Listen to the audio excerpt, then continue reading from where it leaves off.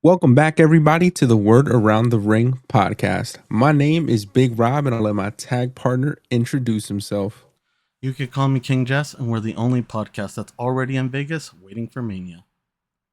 On March 27th, 2025, John Cena broke up with us. Hustle, loyalty, respect, all thrown out the window. In the blink of an eye, a poor kid went from idolizing John to being singled out and attacked by John on national television. Was this kid a plant by WWE? John just started his heel run, but has he already gone too far? Rob, as the biggest Cena fan I know, I'm excited to hear your perspective. So, what's been the word around the ring? It was definitely a tough watch for that little kid, but I know that the next day in school was a blast around the lunch table. It's been an interesting 2 weeks to say the least. We've gotten two John Cena promos, two Cody Rhodes promos, and face offs, but no words exchanged really between the two of them. John Cena has turned his attention towards the crowds and the fans, as you mentioned, into sort of a breakup. And it's as a John Cena fan, it has been tough to watch. But I'm happy to be here today. We're gonna break this down. March 17th took place in Brussels, Belgium. So, of course, it was announced that John Cena would be making his first appearance ever since he had turned heel on Cody Rhodes at the Elimination Chamber. So, people were waiting in angst. It was on at 12 p.m. Pacific time, 3 p.m. Eastern, because they were in Europe. I had to take a lunch break at 12, make sure I was there seated, watching John Cena while at work. But of course, Cena opens up the show on the March 17th episode, and immediately as the horns hits and his music plays, the fans were conflicted. It was customary to cheer for John Cena once that music hits, and I think they did the same a little bit for the first 2 seconds, and then they remembered that no longer he is our friend. So it went from "Let's go Cena" to "Cena sucks," and those chants erupted in Brussels, Belgium. Um, Before John could even pick up the mic and he was in the middle of the ring, the fans took over. They were chanting, "You sold out." He finally picked up the microphone and he started off his promo by saying, "When someone is properly grounded in life, they shouldn't have to look outside themselves for approval. For 25 years, I've been the victim. I've been the victim of an abusive relationship. All you do is be hurtful. All you are is abusive. And all you've ever done is bully me into being your damn puppet and expecting me to do it with a smile on my face. No more." Cena yelled, and he holds the microphone up to let the fans get out the "you fucked up" chants. So this was an interesting decision. When you were hearing John come out, breaking up with the fans, letting us know that for 25 years he's been the victim, what were your initial thoughts in that moment there? How did that make you feel as a fan? As a fan, I mean, it was kind of like the slap that we didn't ever see coming, because when did you ever expect your hero to kind of lash back at all the negative comments you gave him over the years? Never. And especially from someone like John Cena, who, is idolized worldwide, we never thought we'd hear him, come out and say his true feelings towards the fans and everything that we've given them over the years. So it was pretty interesting. I was kind of hooked at this point. I wanted to see where it was going. Definitely. But he continued on to say this one was really interesting, very interesting line. After the fans broke out the "you fucked up" chants, he continues his promo. He says, "Look, I'm not a baby face. I'm not a heel. I'm a human being. And each and every one of you have been awful to me. It's been the same damn noise for 25 years. When I first got here to the WWE, you let it be known that you hated me. So what did I do? I went ahead and changed myself, hoping that you would like me for a bit. And it worked for a second, but it wasn't enough. So what did I do? I started to work hard and win and win and win and win and win. Oh, I won a lot. And you hated it. It wasn't enough. So what did I do? I spent the next 10 years of my life trying to give away everything I possibly could, and it wasn't enough. And in my final moments, what can I do besides walk away? So I announced my retirement in a move that has never been done before. I'm actually walking away. I tried one last time to do something nice for you guys, and you ruined it. Just like how you ruined everything. Hilariously, the crowd started to chant the na na na na na na na na hey hey hey goodbye. And this moment here, I thought it was very interesting for him to flat out say, "Look, I'm not a baby face. I'm not a heel. I'm a human being." First of all, that line to me came off very corny. It was just interesting to me for John also just to use those two terms on television. I guess they're just letting it fly. And they've been doing so over the last couple of years. But seeing John do it was an interesting decision. Um, I'm a human being. I thought it was funny. Want to get your thoughts on that line in particular. Look, I'm not a baby face. I'm not a heel. I'm a human being. And then him moving forward and continuing to berate us and just walk us through how we, the fans, have turned on him over and over and over again. What were your thoughts on that moment specifically there? I mean, I guess I just I didn't dig into the comment as much as you did, but I guess that's any way I see it. John Cena kind of trying to rationalize what he's doing to us in his head by kind of bringing him down a level and saying, I'm a human just like you. So I feel like that's just him kind of trying to, deviate or move the blame from him specifically and kind of keep the focus on us because we're the ones that did this to him. That's what I get from that Yeah, segment. definitely. When he was walking through it, when he was walking us through it in all those years and those generations, I mean, he's not telling a lie. When he did come into the WWE, he was booed.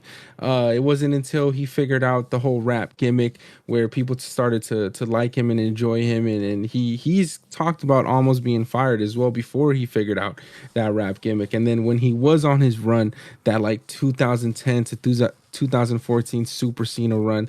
The fans were upset. You would get the "fuck you Cena" chance. So he's not telling a lie. The thing about it is they gave him the content and he's found a way to twist it, and it's working for him in that sense because he hasn't told the lie.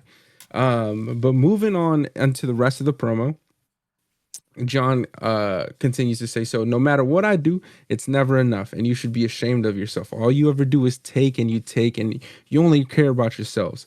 I put my values on the line to make a very important choice in my life, and not one of you sons of bitches asked me how I feel. It's just, what do we get? What do we get? What do we get? You get nothing. You get what you've earned, and what you have earned is nothing. You don't get a new look because you dress like me and I don't dress like you. You don't get no new music because it's my voice on that song, and your time is finally up and my time is now. All you get is one long look in the mirror to see how you have all been awful for 25 years. This was great. I love that he addressed because there was a lot of fans, I thought, or a lot of online discourse where they thought John may had come out in like an all black, sporting like NWO style gear, or even a new theme song, or bring back a classic theme song. And for him to come out to his regular John Cena music, to come out with a burgundy shirt to match Brussels, Belgium. He said, no, I'm not giving you what you guys want. This is about me now. I know we had talked about it a little bit, and I didn't bring it up when he first made his entrance, but were you thinking that John would have come out to a new theme song, or at least some new gear? And how did you feel about him addressing that in this promo as well? I definitely didn't picture him addressing in the promo, but it was kind of nice because I was one of the people that was under the belief as well that we were going to get a whole new fit, maybe. If not a whole new fit, maybe just him in all black, some black shorts, black t-shirts, something that has nothing on it, per se, just so that it could go with what originally was the storyline, which was, you know, John selling his soul. If you sell your soul to Rock, why would you be sporting your regular gear? You are now just a henchman Mhm. for the final boss. So I kind of felt like he was just going to come out in black, but like you said, he came out, he had his matching shirt.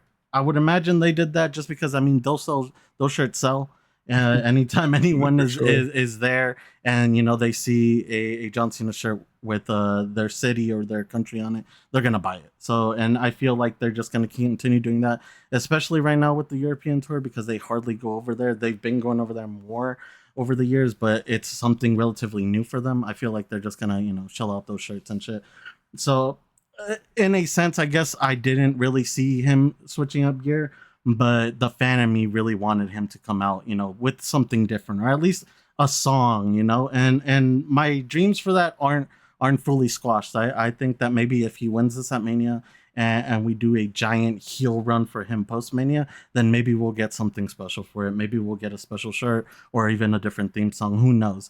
Things can change. I know that right now he's telling us that we're not going to get shit, but we still have about a year of John Cena, so I don't think that this is where it ends. For sure. I thought it was funny that he brought it up. And he just blatantly told us like, "Fuck you guys. You guys thought you were gonna get a new me? Nah, fuck that." And then him twisting the words, "Your time is finally up and my time is now." I thought that was great. Cena always knows how to deliver those one-liners, and he always has them in his promos. One thing about him, man, his delivery always 10 out of 10. Um, but moving on to the rest of the promo, John continued by saying, "You claim to support me. What have you ever done? What have you?" As he's pointing to different fans.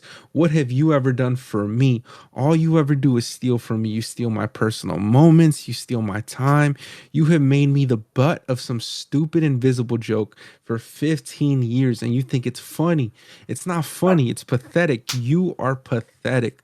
The truth is, you don't wear this for support." While he grabs his shirt, "You wear words like hustle, loyalty, and respect. I live them every day.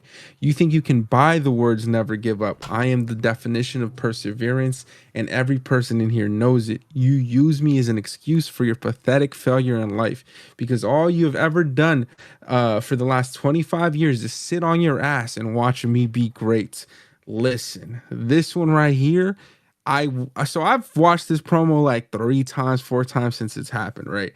This line right here, this particular little paragraph I just shared, this one hurt. This one hurt. I was like, "Yo, why are you bullying me right now, bro?" I was watching this at work because I'm locked in because this is my dog. This is my greatest of all time. And he's sitting here and he's just reading me to a T. And I'm like, "Bro, what's good with you? I'm your fan." So he was pissing me off. This is great work. This is great work because I felt some type of way. I felt some type of way. I wanted to ask you, were you stung by these specific words here from John Cena? Can you repeat the words that you're referring to again? For sure. Him just saying, uh, "The truth is, you don't wear this for support. You wear words like hustle, loyalty, respect. I live them every day. You think you can buy the words never give up. I am the perseverance. I'm the definition of perseverance, and every person in here knows it. You use me as an excuse for your pathetic failure in life because all you've ever done for 25 years is sit on your ass and watch me be great." I mean, those are kind of hard words to swallow, right? They kind of do just dig deep at like every Cena fan and what they've represented over the years. So I could see where these hit hard. For me specifically, like I said, I think I was just more entranced with what he was going for.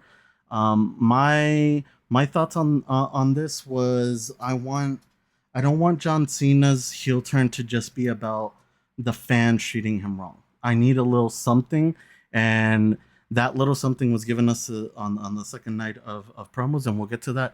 But yeah, like this one hit deep, dude. This was very personal, definitely. Nah, definitely personal, definitely funny. I felt some type of way about it. I had to sit back and laugh about it. But that was a good jab. Sometimes you got to take them in the chin and keep it pushing. But then happened probably one of the funniest things in the night. John continues by saying, "All of you, including that one kid in the front row, is a toxic relationship." But when he pointed this kid out, the camera panned directly to a little white kid wearing the burgundy shirt with the matching hat, and he was just in awe that his goat, his idol, had just called him out, and it was just the funniest thing. And the internet, Twitter blew it up afterwards. That shit was so funny. I know that kid had a blast the next day at school. But moving on, Cena continues by saying, "We'll get this. I'm breaking up with you. I don't need you anymore. I don't care about you, and you don't matter to me. And here's the thing: there's no noise you can make, and there's nothing you can do because you know I'm right and you know that you are wrong. And that's when the savior, the white knight himself, Cody Rhodes' music hits. Um, Cody Rhodes walks out with with purpose. Cena takes a step back here onto the rope while he just stares at Cody while he makes his entrance. He hits the woes, all while wearing a very nice burgundy suit in the spirit of Brussels, Belgium. But before Cody can even get a word off, the crowd erupted in the now famous Cody Rhodes chant, and he raised his belt up high, and he got a pop, and the crowd just was excited to finally have both of these guys in the middle of the ring. But Cody starts off his promo by saying, "I think everybody was willing to hear you out, even myself, as I understood correctly from what you just said. They've given you their worst. Sure, they might have given you the worst, but they've also given you their best for 25 years. And they did that because you were special. They did that because you could take it, and they did that because you could carry it." And Cena tried to interject. He starts off by saying, "Listen, kid." And Cody immediately responds with, "Enough." And it's certainly not kid, it's WWE champion. And when I was watching this, I was like, fuck yeah, Cody, talk that shit. Because I was pissed at Cena, bro. So, I was cheering for my dog, Cody. And Cody told him, "Let me ask you, who the hell are you? Where's the guy on this shirt? Even after what you did, I was excited at the prospect of going week to week, face to face with John Cena. And instead, I got this. Well, this better not show up at WrestleMania, because if it does, I run it over, I run it out, and I retire it early. So go find John Cena, because I want to wrestle him at WrestleMania 41, not this whiny bitch." And Cody threw the mic at Cena and walked away, raising his championship up high. And I thought that was great. I thought the whiny bitch was perfectly used. Cena didn't get a word off, or a response off there, which I thought was interesting. Cody came in, said what he had to say, and called it a day. But what did you think about Cody's promo here, and his first words to John Cena, really, since he got turned on at Elimination Chamber? Well, I appreciate the fact that John Cena didn't really respond to him, because that's kind of what we want from him right now. We want him to be that mean son of a bitch that doesn't really, respond to, I guess, threats or altercations whenever they present themselves. He'll do it at his own time, and he'll address the people and the wrestlers that he needs to address whenever the fuck he wants it. So I very much appreciated that he did very minimal once Cody came out. As for Cody, I think it's important for him to be doing what he did this week and the week after, where he's just coming out and he's trying to confront John, because it gives John that chance to show us different aspects of his heel persona. So I thought this was interesting. I I do find it funny how freely Cody likes using the word bitch. It seems like that's the curse word that he has gravitated to and sticks, because he uses it quite often. But this was great. I feel like for night one, John Cena coming back, the infamous moment with the kid, I thought this was all great. But there was just something missing for me, at least. I feel like this heel turn is huge, and it needs something a little bit more than it just being, "It's because y'all never appreciated me." That's not enough for me. I agree. For Now sure. that now that being said, you know, I'm glad that I did let them cook and I waited, because what he did his second night coming up, and what we're about to talk about, finally gives us a kind of sense of direction of where his heel persona is going to go and where this rivalry is going to go. Definitely. You bring up the fact that Cody Rhodes uses the word bitch. It's not even bitch. He's cussed a lot over the last 2 years. When I say a lot, I don't mean frequently, but there are moments. It seems that he is really the only one that they allow to use curse words on live television. He even got fuck on The Rock. He even said, "Go fuck yourself." That last year he told The Rock he had a little dick. Told John Cena he's a whiny bitch. And so bro, he be getting these words off, and that shit is so funny, and no one cares. No one cares. And it's always well placed, so I think that's why it works. But I do find it funny that the biggest face in the company does get these moments where he just gets to freely speak his mind, and use profanity. Not that it's a big deal, I just think it's funny coming from Cody Rhodes. Um and I think it, again, it's gonna go play because he's so comfortable. I feel like when he's cursing and he's more passionate. He's gonna be such a great heel when they do finally turn him later in the future, if it does happen. Because I just feel like that's his natural persona. So I think that's why also he uses that, or is allowed to use profanity as much as he does. But anyways, moving on. After this promo, after this was over, I thought the funniest part about this also was Michael Cole.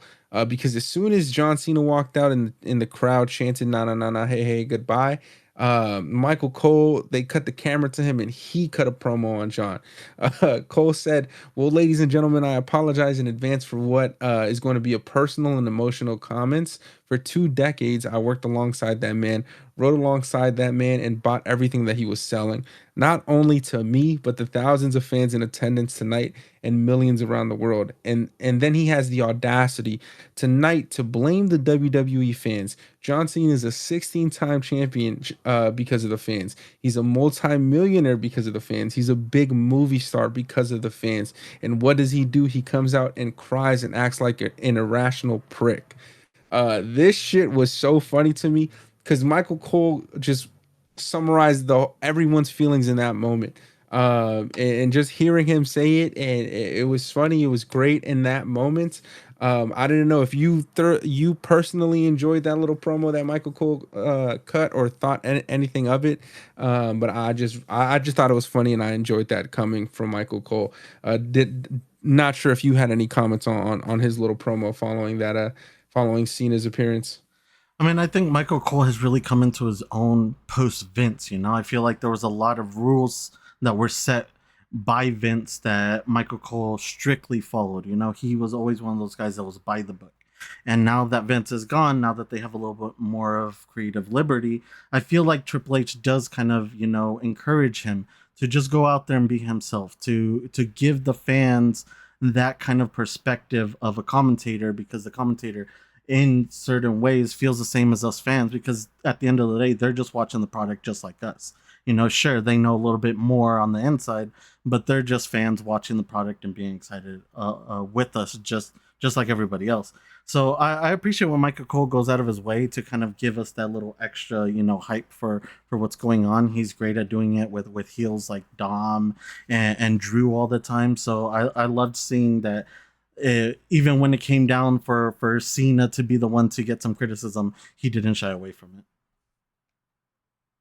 No, Michael Cole has been the voice for the fans for the last couple of years, and the fans have really loved and enjoyed him as of recently. And like you said, him not having Vince in his ear, I'm sure has made it a much enjoyable experience for him, and therefore makes it a much enjoyable experience for us as listeners and viewers as well.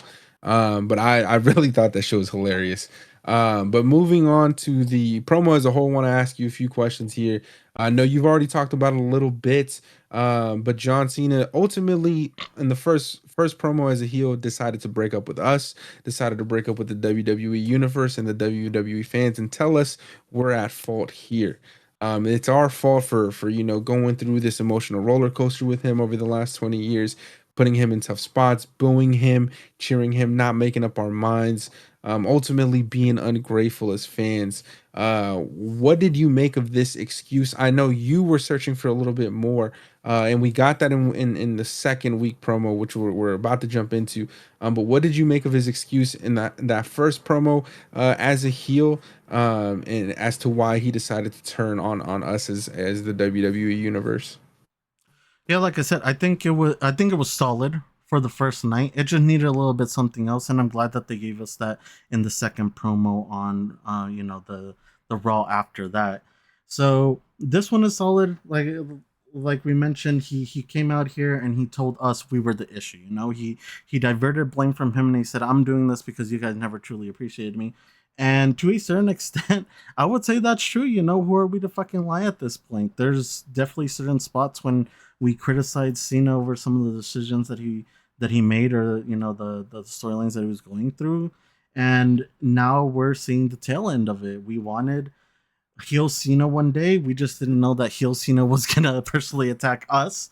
But I love it. It just, like I said, it was missing that little extra oomph, that piece that would make this an actual storyline. And I feel like the arc Mhm. that they have created on that second promo of Raw, I think that's the money. I think that's where you should get excited, and that's definitely where I'm excited for. So let's go ahead and let's talk about that second promo. Uh, yeah, for sure. But before we get there, I did want to ask that this other question as well. There was no mention of The Rock at all in this first promo.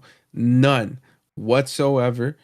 The heel turn happened with The Rock and Cena and Travis Scott, and to not mention him at all, not even an acknowledgement, was an interesting choice. Did you make anything of that decision there? Because that had to be a creative decision. That had to be a decision that was made before the show started and purposely left out. So what did you make of that and The Rock not being mentioned? So after the night one promo, I didn't think of it too much, just for the simple fact that I kind of imagined that the first interaction with John Cena in front of the fans, or with the fans, would have been just about himself, and in a way just trying to explain why he did it and his reasoning. Mm, Did I expect him to talk about The Rock? Maybe just a little bit. I just wanted, some clarification of why he decided to sell his soul, preferably, or whatever, but we didn't get it, and it was kind of shocking. And then rumors started circulating a couple days after, and with it already being announced that John was going to talk on Raw, the following Raw after the one that he had just been on, I was interested to see if he would bring up The Rock, just because if he didn't, then maybe some of these rumors that were circulating around have some basis. So, like I said, I have thoughts. Let's go through the second promo, and then I'll let you into what I think is going on. For sure.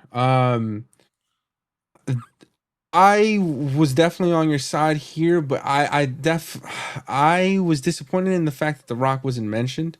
Um, because if you why have him be in the ring when he turned heel? I know we're gonna build on this a little bit. I just feel like they should have brought him up, at least to acknowledge him in some sort of way.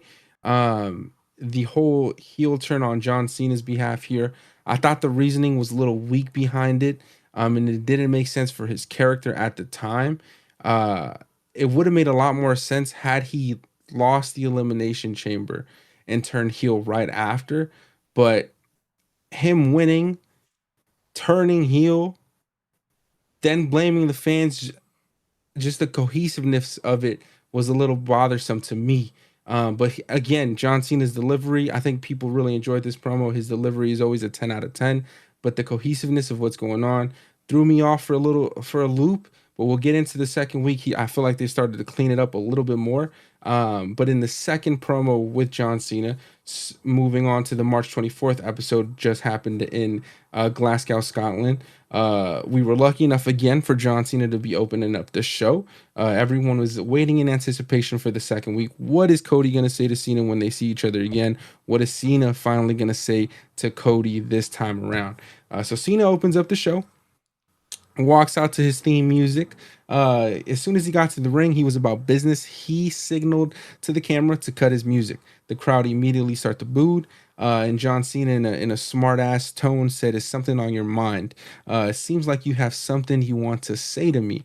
Yeah, you're ready here tonight to do your worst, aren't you? It's because you finally understand what's going on. I've turned the spotlight on you, and now you know that I can pick apart any one of you random ticket holders and rip you to shreds. You know that no one is safe. Last week, I put a clueless kid on blast, and his poor, pathetic face was everywhere. WWE even posted it, and you all loved it. And fuck you, Cena's chance started to blow in Glasgow. So who's worse, me, the one guy that always tells the truth, or all of you whose best idea is to use profanity? You were the ones that love to watch and rewatch and meme a poor defenseless little kid getting destroyed. I don't need to single out anyone here because you all are horrible people. No, tonight you get to find out how I make you pay for the abuse you put me through. For 25 years, I've listened to your lies and your noise. Shut the fuck up, chance breakthrough, and Cena pauses to let them come and let him come through on the mic. He says, "You make this so easy. I've been learning you, quizzing you, testing you, parading you, rewarding you for playing along to these stupid, childish, curse-ridden nursery rhymes, and in doing so, you have told me every single thing about you. You know nothing about me, and I know more about you than you. And the truth is, your life is sad because this is the best it's going to get. This is all you have, but to me, you have been nothing more than an experiment. You have been rats in a cage. Oh, you don't believe me? Pick out any moment from my career, and I will tell you what I've learned. When I bled, you thought I was tough.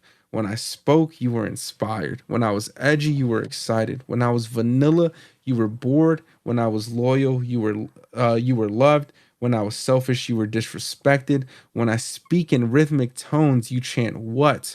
You make this so simple. You will always tell me everything about yourself because you so desperately want to matter. Um, the most important thing was in April 2005. It was the day I gave you my greatest idea. I gave you the WWE Spinner Championship. And just like right now, you ate me alive. And all you have to do is Google negative comments about the spinner belt. You all told me how stupid I was because I turned your championship into a toy, and the toy belt I made for you disrespected tradition and disrespected your legacy. That was the biggest mistake you've ever made. In one single moment, you were vulnerable enough to actually tell me what means the most to you in this life. And now that I know that, I'm going to ruin wrestling.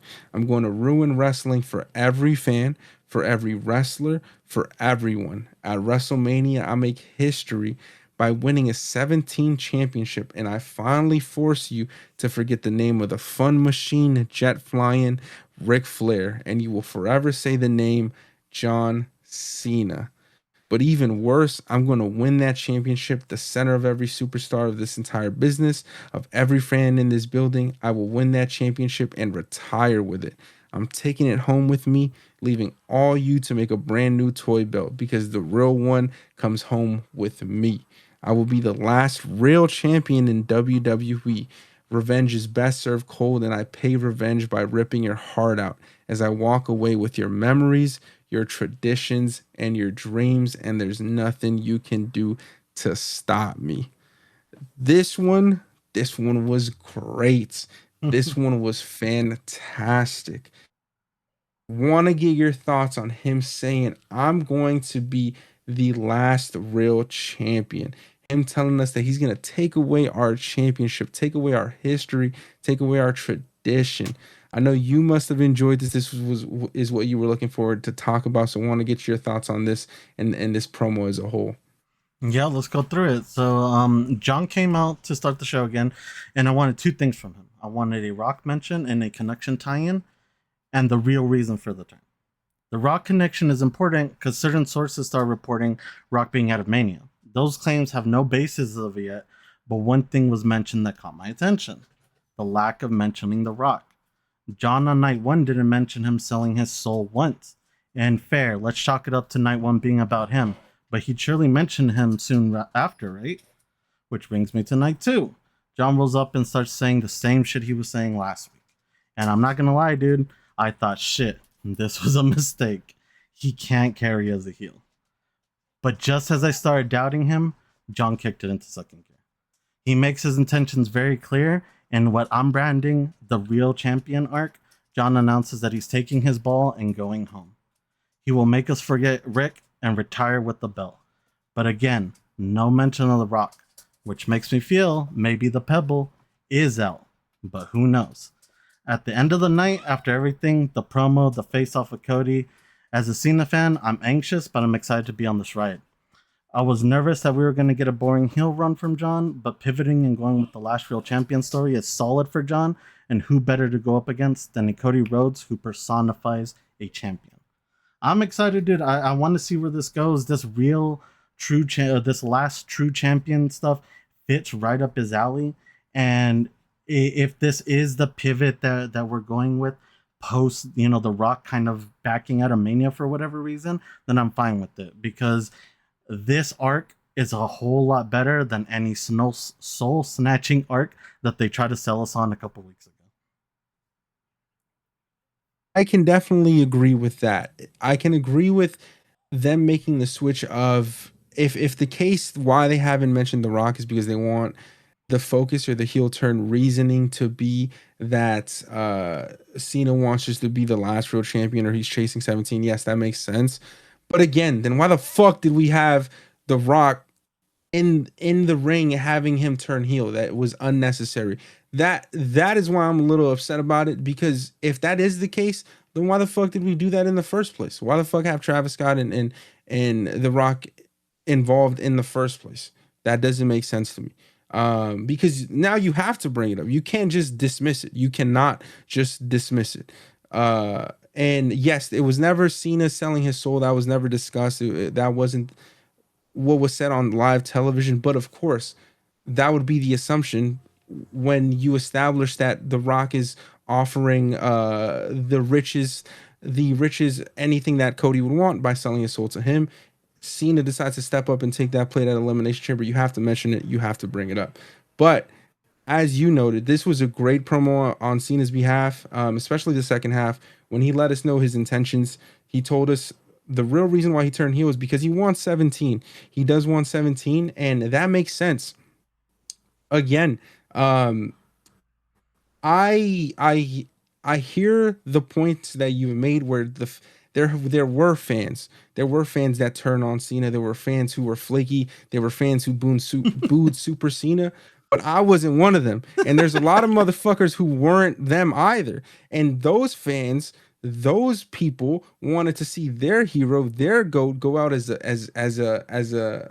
face, a good guy, the face of the league, like LeBron James is going out right now in the NBA. That's what we wanted to see from John Cena. And listen, it's great. I'm enjoying what we're getting so far.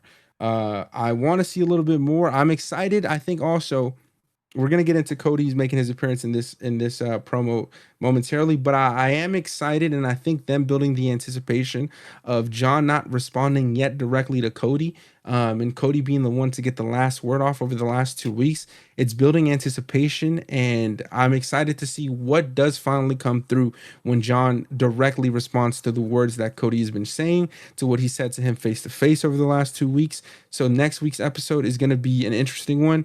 It has to be the breaking point. It has to be the moment where John directly addresses Cody, says what he has to say to him.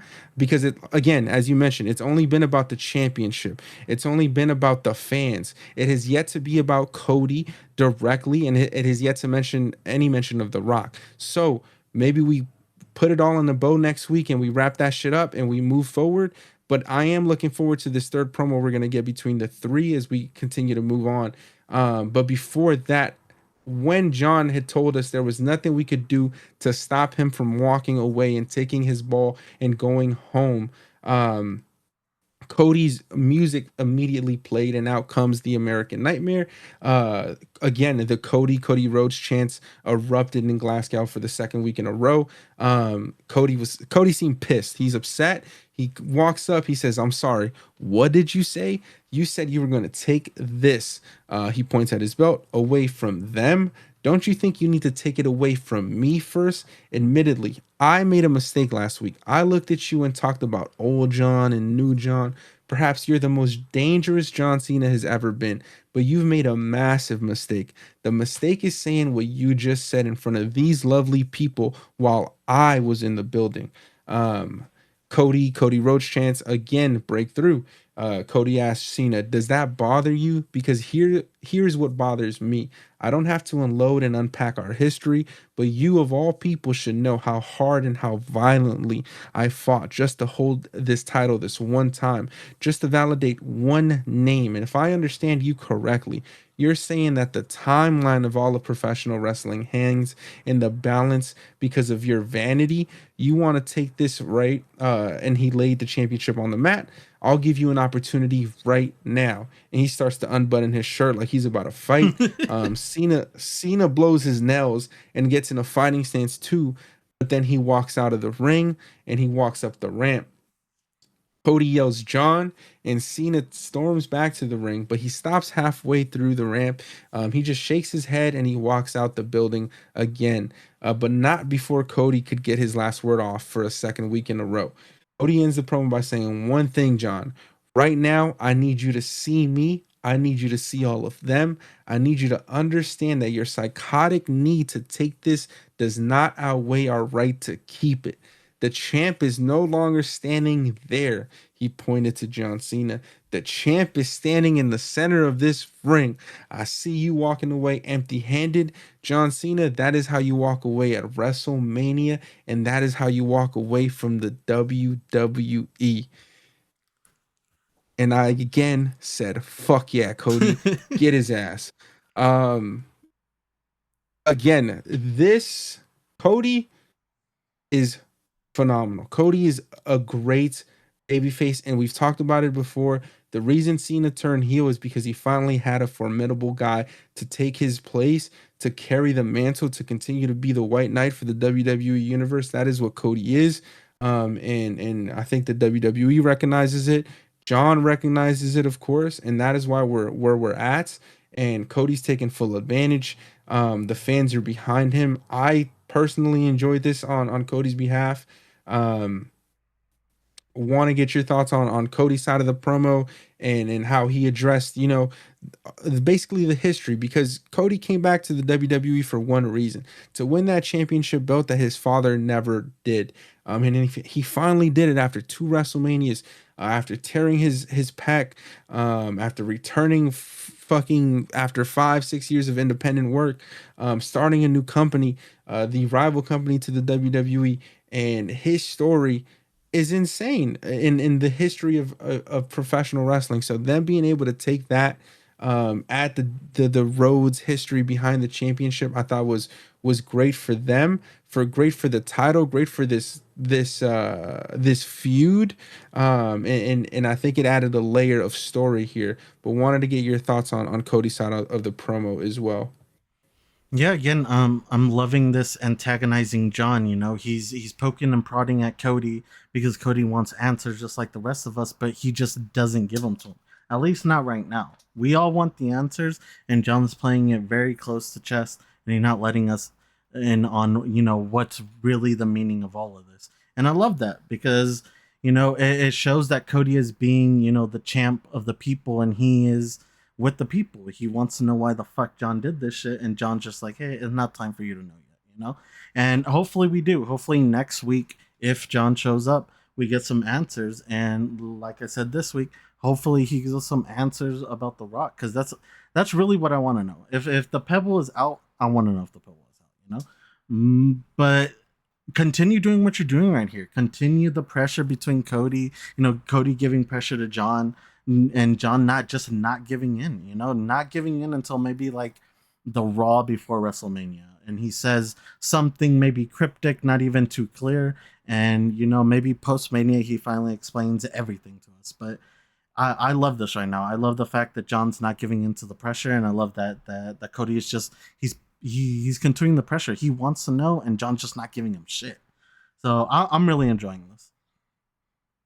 Fuck that, bro. You better tell us something next week. You better address that Well, man the only directly next reason I week. say that is because I listened to the wrestling podcast. Solid Monster was bringing up that John has no contractual show ups until WrestleMania. Like he's not scheduled to appear on any shows until Mania. That doesn't mean that he won't, but on paper he doesn't have to really show up anywhere. So that makes me wonder: is he gonna just disappear like The Rock is, or like he did a couple months ago for Elimination Chamber? We just disappeared after, for a month until Elimination Chamber. Is that what we're getting? I hope not, but I really do hope that we get him next week.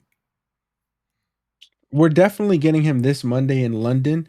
Past this Monday, they haven't announced any more dates until WrestleMania. So you're right. This upcoming Monday, March 31st, this will be his last official, like noted and advertised appearance until WrestleMania in Vegas. So I feel like you have to exchange a promo between Cody and John. Words have to be exchanged between the two. We don't necessarily have to get violent. Nobody got to put their hands on each other. But I do feel like you have to address, if we're not gonna see you past this Monday, you better say something to Cody Rhodes.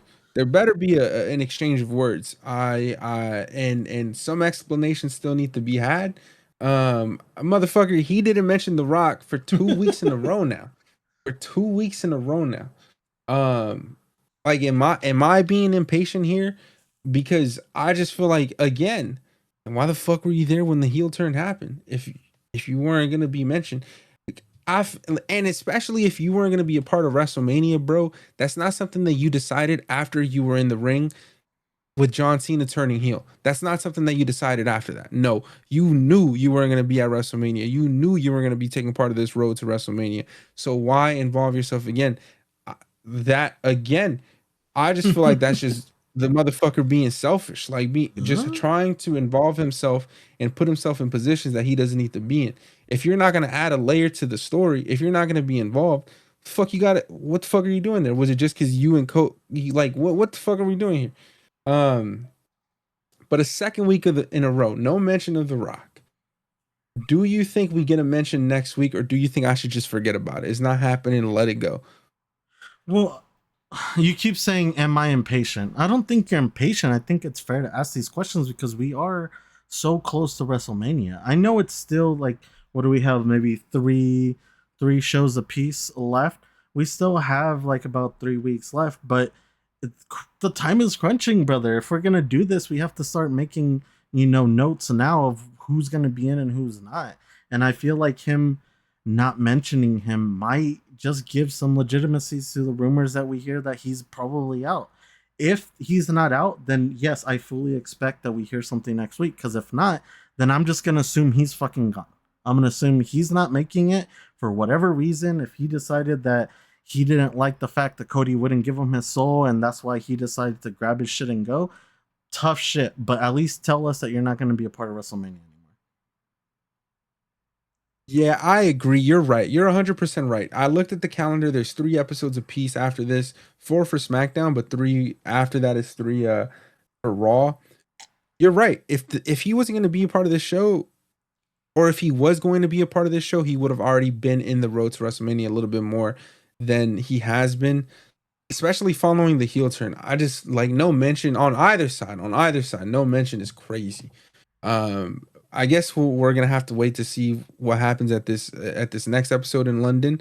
Um, but I feel like he has to make an appearance. Like, bro, you don't involve yourself in arguably the biggest heel turn in WWE history, and not even WWE, probably professional wrestling. And you don't involve yourself in that, and then disappear. What are we doing? No, no, I'm not letting that shit go. It's just starting to piss me off. Um, but I'm excited. What I'm most excited about is, again, Cena really addressing Cody directly. That has to happen this week as well. I am going to be taking a lunch break when needed to watch this promo when it happens, and they better open the show up again. Um, but I am excited. After the first two heel promos and appearances by Big Match John, are you pleased with his road to WrestleMania so far? I think I was doubtful at the beginning of night 2 when he showed up, but I think he brought it all around and, put it in a nice little bow at the end of that night. So I'm excited. I feel like this is a better angle to go to than, like I said, selling a soul or whatever. because it has some legitimate backing to it. You know, John Cena was this big figure in the company for so long, so why shouldn't he call himself the last true champion? And like I said, especially doing it up against someone like Cody, who, in my eyes at least, right now personifies exactly what a champion should be, or what a champion used to be back in the day. You know, I don't think I've seen a champion in recent years do as much press and as much, you know, fanfare and visits like Cody has with that belt. So I'm excited. I don't. If you were to ask me who was gonna win that, I still don't know. Just this second, but it's definitely shaping up a lot better than I thought it was going to be, and I am pleased with how John Cena's heel turn is going. It was a little rocky to start, but I think we finally got there, and now I'm ready to see where they go. Now, you know, telling us that this is what we're going to be seeing for the next couple weeks. 4 weeks. We're 4 weeks away. As it stands right now, with the last 2 weeks, with the promos that we've gotten, with what we've seen from John Cena and Cody Rhodes, we're 4 weeks away. I'm not asking you for a definitive answer. I'm asking you for your pick as of today. You have to pick one. You have to pick one. Who do you have winning it right now? Who's going over at WrestleMania?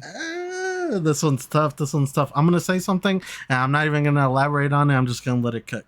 I think John Cena wins, only for Cody Rhodes to win at Money in the Bank and take his title back later on down the road. And that's all I'm gonna say. I think John wins at Mania. You think John wins at Mania? I think John wins at Mania too. I think he has to win. The motherfucker has to. I am of the belief that he has to win. And it's because you why turn? If you lost for 2000 days on television and you decided to be like, I haven't won. I haven't won in 2000 days. I have to do something. So what that something is the biggest heel turn in the history of life. And you lose after doing that, then what was the point? I feel like you gotta win. You have to be the winner. You have to be the victor. If I see Cena win 17 at WrestleMania 41, I'll be happy for him. It'll be a great moment. It wouldn't have been the way that I booked it, but I'm still gonna be I'm gonna be happy for my goat. But I think as it stands, I'm with you there. I think Cena's gonna go over here. Um, and and it has been announced that Backlash, the first pay-per-view following WrestleMania, is taking place in St. Louis, Missouri, if I'm not mistaken, Randy Orton's hometown. And so, listen, you have two options here. You have Cody Rhodes versus Randy Orton. You have John Cena versus Randy Orton. With where all three men stand, I think in terms of storyline, the most sense it would make would be Randy versus John after John wins the belt from Cody. That's my personal opinion. That's my personal belief. I think that's going to be the main event of Backlash following WrestleMania 41. I'm calling it early. I think Cena's going over here. I think that's going to be the case. Any last words on the whole John Cena, Cody Rhodes shebang before I move on to another match that is I'm excited for? No, more just a PSA, I guess, for the fan. Just let this play out. Let this cook a little bit. I think we need to give John and we need to give, you know, Cody and the team a little bit of time to flush this out. We have the next couple weeks coming. I am hoping that we get a lot of clarification within these next couple weeks, or at least just next week, so we can start that build up for the match. But just let them cook. Let's see what they have, you know, for the end of this story, and let's enjoy it. Let's enjoy the ride. And shit, if it's shit at WrestleMania, we could complain then. But as for now, let's just see. Let's see if Cena can really, you know, pull this out, and if, you know, fucking Cody can actually show up and beat John in Mania. Who knows? You and me seem to think that John's gonna win. So I think Cody's gonna need all the luck he can get. But yeah, just let it cook. Just let's see where this goes. I sure better start turning up the heat because we only got 4 fucking weeks. Really though, like that's the thing and that though, dude. Like That's like I get nervous when I hear shit like, "Oh, John only is contracted to show up on one more Raw." It's like, is he really gonna That's what leave, I'm saying. bro? When we're in the middle of this, we're in the middle of the cooking to present Mania in a couple weeks, and you're just gonna leave television? What are you gonna do? Let Cody do all the work? That's not fair, brother. And we want to see you. This is your retirement tour. We wanted to see you. Stop leaving for other shit. Give us your time, because after this we don't get it. You told us this is the last time is now, then give us our time. Don't leave. And I Uh, feel like with The Rock, I just leave. I don't care anymore. You know, you come and you leave as you go, and it doesn't make any fucking sense ever. So just don't come back. these are the fans that Cena talking about. He talking about motherfuckers like you. Nah, yes. If London this upcoming Monday is his last show until WrestleMania, that's crazy. I don't think that's gonna be the case. If it is, that's crazy. That's crazy. You can't leave Cody to fend for himself for 3 to 4 weeks. Like, yes, he's Cody Rhodes. But shit, even Roman showed up a little bit more last year and the year before. So again, Cena. I hope this isn't the last time we see him until WrestleMania. I don't think it will be. You're making me nervous about it, but I don't think it will be. But looking forward to seeing what is exchanged, what happens on this next episode of Monday Night Raw between these two individuals. But moving on to another match that has been now announced, and has started to build up. Of course, following the Hell in a Cell match between Seth Rollins and CM Punk on Monday Night Raw a few weeks ago, in the attack that Roman Reigns had on both men. We finally get Roman Reigns to return to television to cut a promo on this last episode of Friday Night SmackDown in Bologna, Spain on March 21st.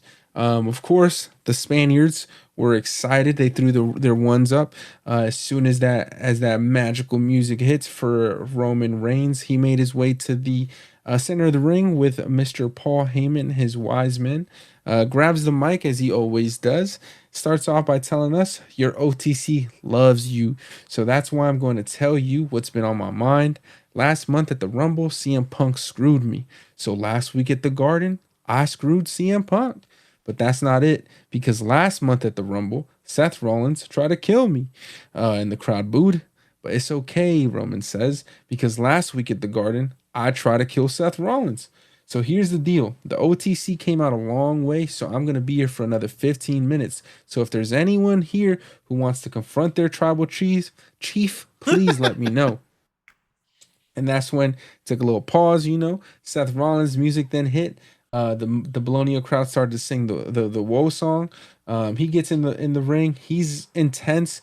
He starts off, Roman, you messed up. You see, you don't understand how dangerous CM Punk is, how dangerous he is to the future of this industry, to the future of this company. You should have let me finish CM Punk when I had the chance, but I get it. It's not about him. It's about you and me. We came into this company, and there's no you without me. There's no me without you. We cannot coexist in the same space at the same time.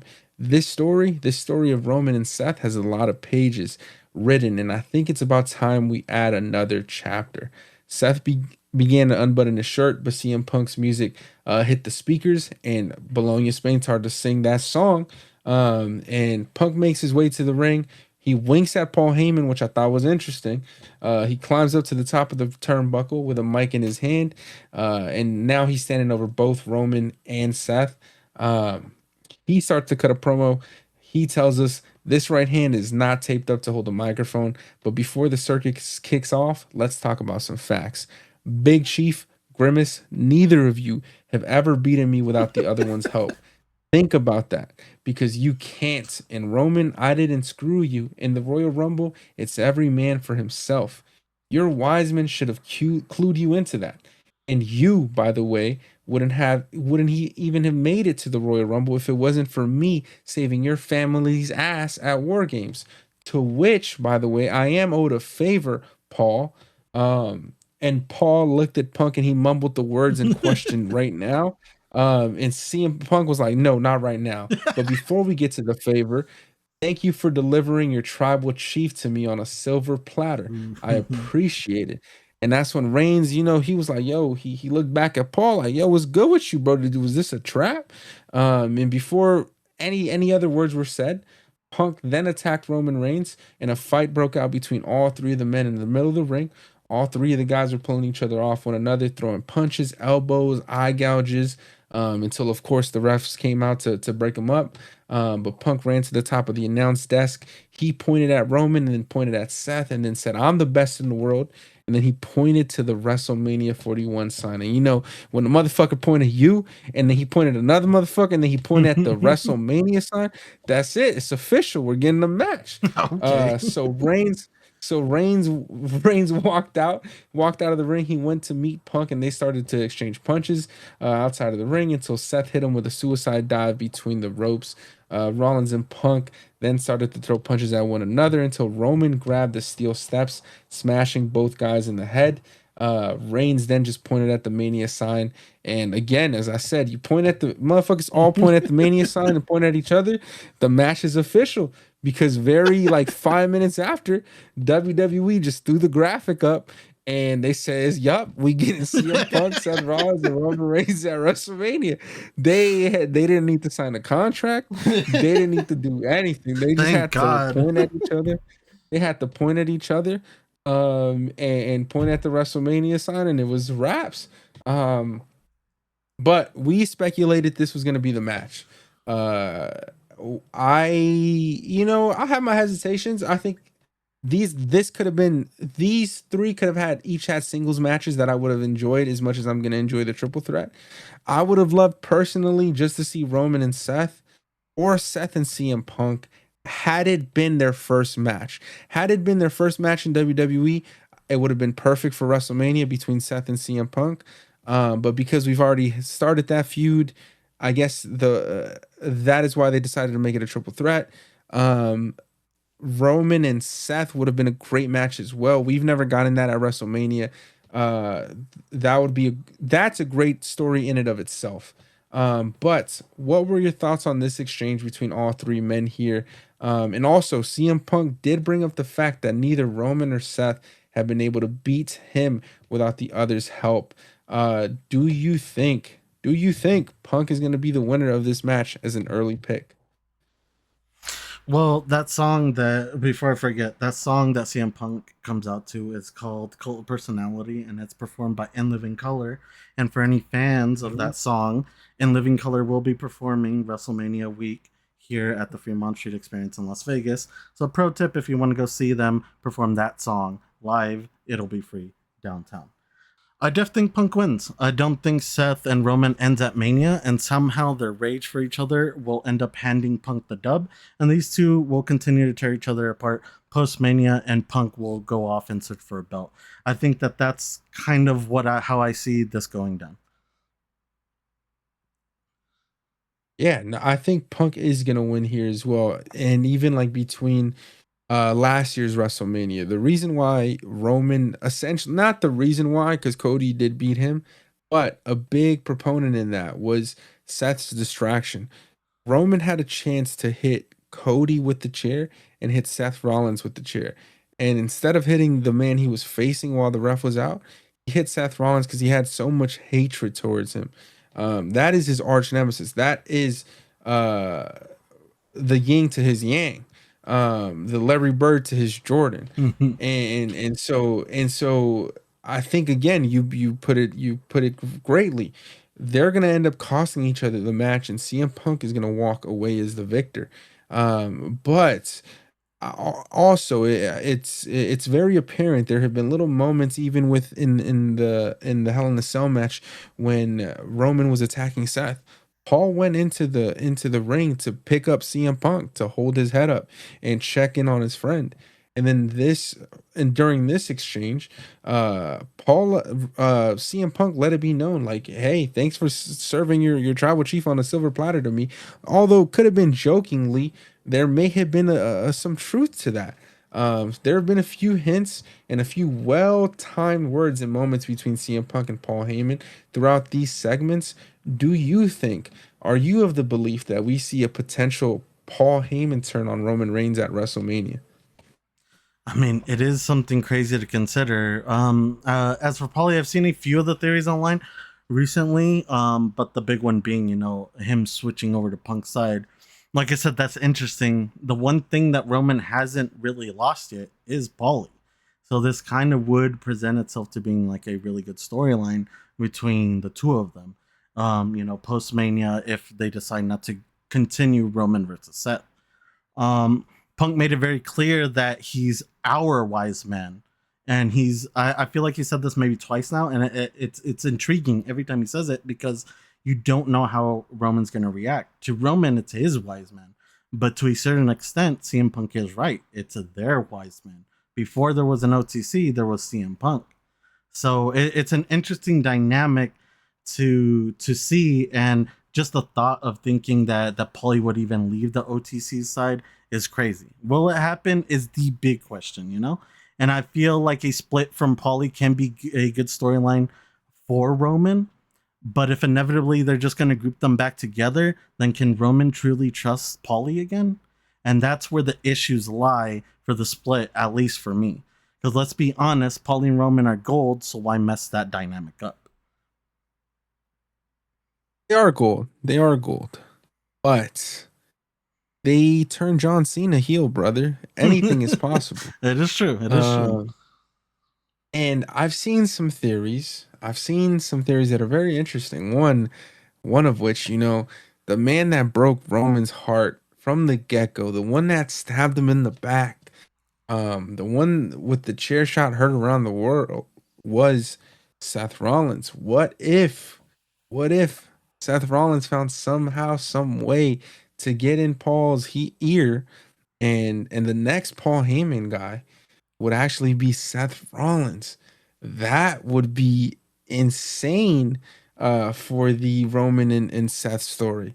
That if we're not having a WrestleMania match between these two this year, just individually as a singles match, if Paul Heyman turns on Roman and aligns himself with Seth and it's a double turn, he's not fucking with CM Punk or Roman. I could get jiggy with that. That would be interesting. I would like to see it. I'm cool with where Paul is at too. I'm not saying let it happen, but if it does happen, it would be interesting, and I feel like it would be a fun swerve to say the least. Um, any thoughts on a potential Paul and Seth Rollins collaboration in the future?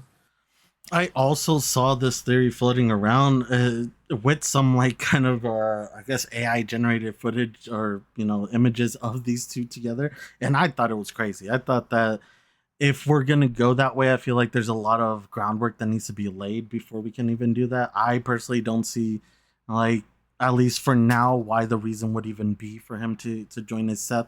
To me personally, it just doesn't make sense. But it would be a wild thing to do, and like you said, anything can happen now in the WWE. They've decided to serve us multiple times over the past few months. So why wouldn't they serve us one more time with this? I think that the CM Punk switch is a little bit more doable for now, but Mhm. having him go to Seth would be fucking crazy. So I don't know if I'd be completely mad at it, to be honest. I think it would be exciting. I think it'd be dope. Anything that Paul Heyman does, Seth do, is gonna be fun. It's gonna be great. But I think the match is gonna be fun in it of itself. But moving on to the following Monday Night Raw, March 24th, CM Punk cut a promo here as well, a shorter one. But a few key points that I wanted to bring up from that promo. Punk said, "Roman Reigns, I acknowledge the fact that he's taking this a little bit personal because he sees in real time that his wise man isn't just his wise man." He winked into the camera when he said that as well. And then he said, "We have a contract signing this Friday, and I want to read the fine print to see if this match will get me what I want." CM Punk, I'm intrigued by this match. I want to see if this match will give me what I want. What did you think this might mean in terms of reading the fine print? Do you think that if we have this match on night one, that it would have any, maybe not night one, but do you think this match would result in maybe a first contendership or a direct insert into any of the other matches on the WrestleMania card?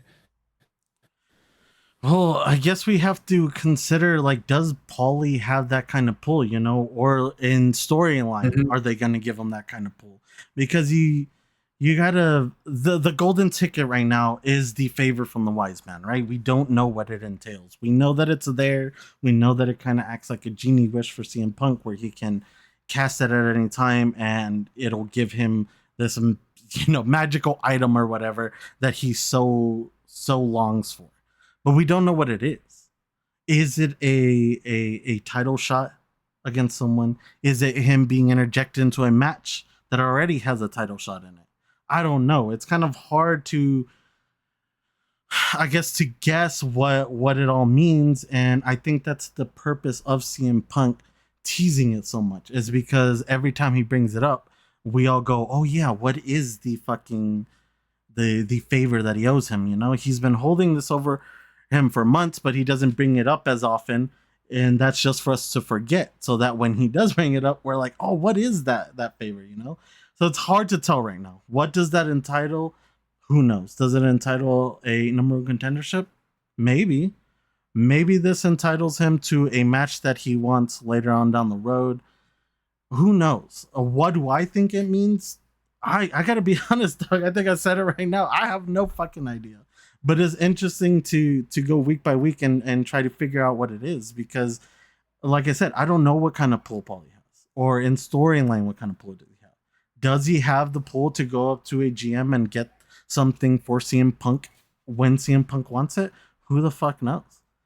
But I want to know your thoughts. Do you have a a theory on what the favor is, or what it entitles? How far does Paulie's extent reach in your mind? Does this get Punk what he wants, and what is it that Punk wants?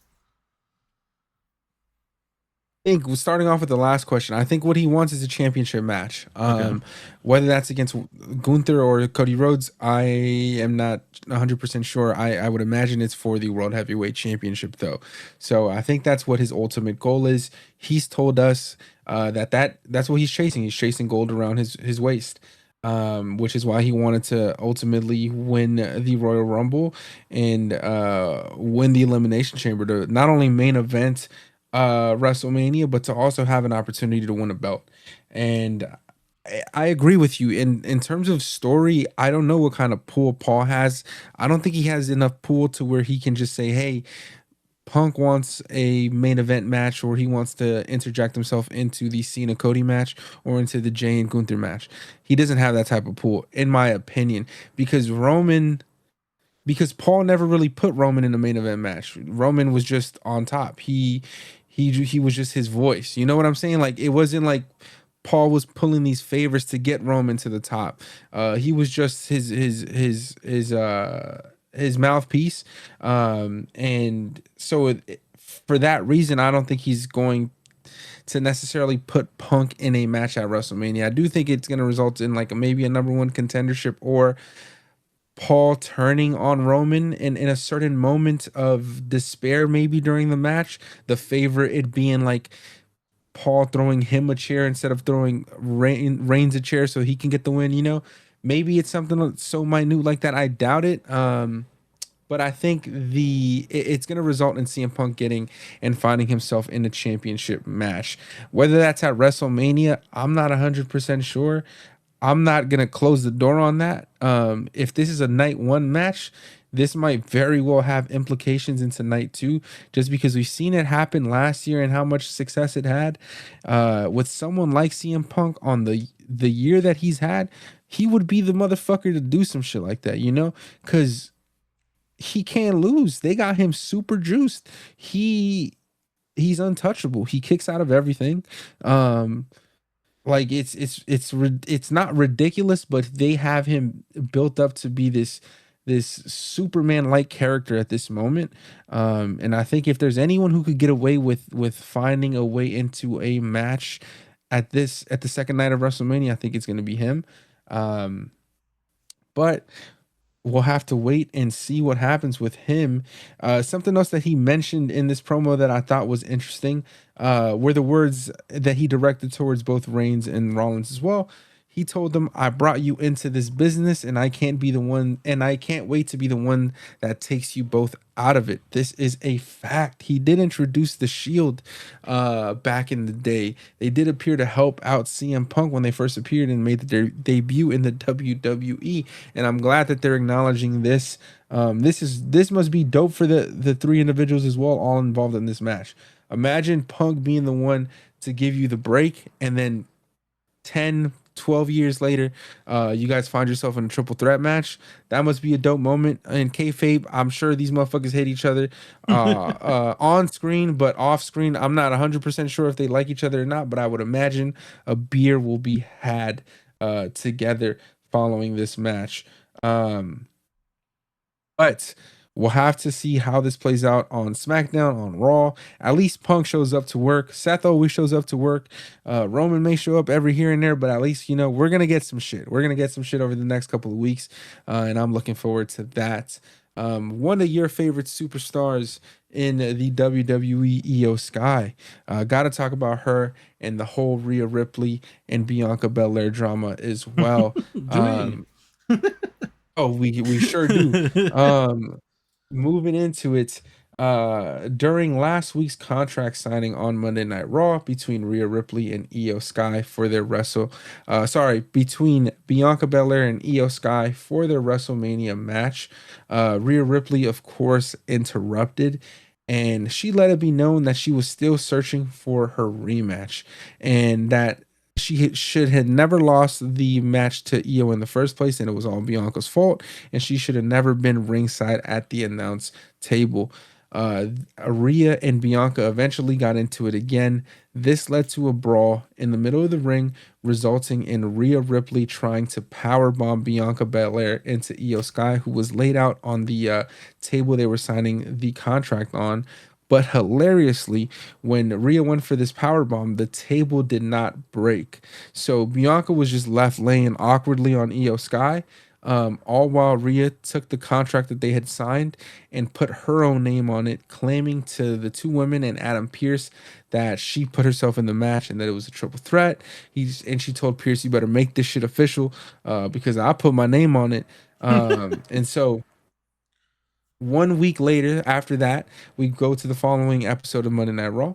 Adam Pearce got all three women out in the middle of the ring, and he let them know, after, of course, another argument broke between the three. He let them know that next week on Monday Night Raw in London, Rhea Ripley will be getting her rematch, and she will be facing Io Sky, and the winner of that match will be Bianca Belair at WrestleMania. Will face Bianca Belair at WrestleMania. And then later on in that same night, he threw a little wrench in there and announced that Bianca Belair is also going to be the special guest referee for that championship match on this upcoming episode of Monday Night Raw. Um, so a lot to dive into there. I am looking forward again to this Io Sky and Rhea Ripley match.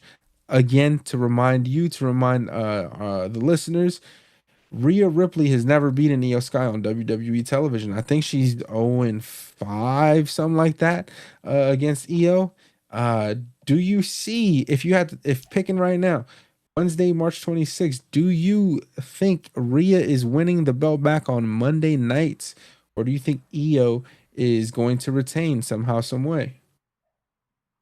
This Monday, no. I definitely think that this match ends in fuckery. I think that's why Bianca's the special ref here. Um, I'm glad that Io is champ. But that's pretty much all the enjoyment I'm getting from the storyline. If I'm telling the truth, the constant disrespect to the champ is ridiculous, and I'm fucking over the face shoving, brother.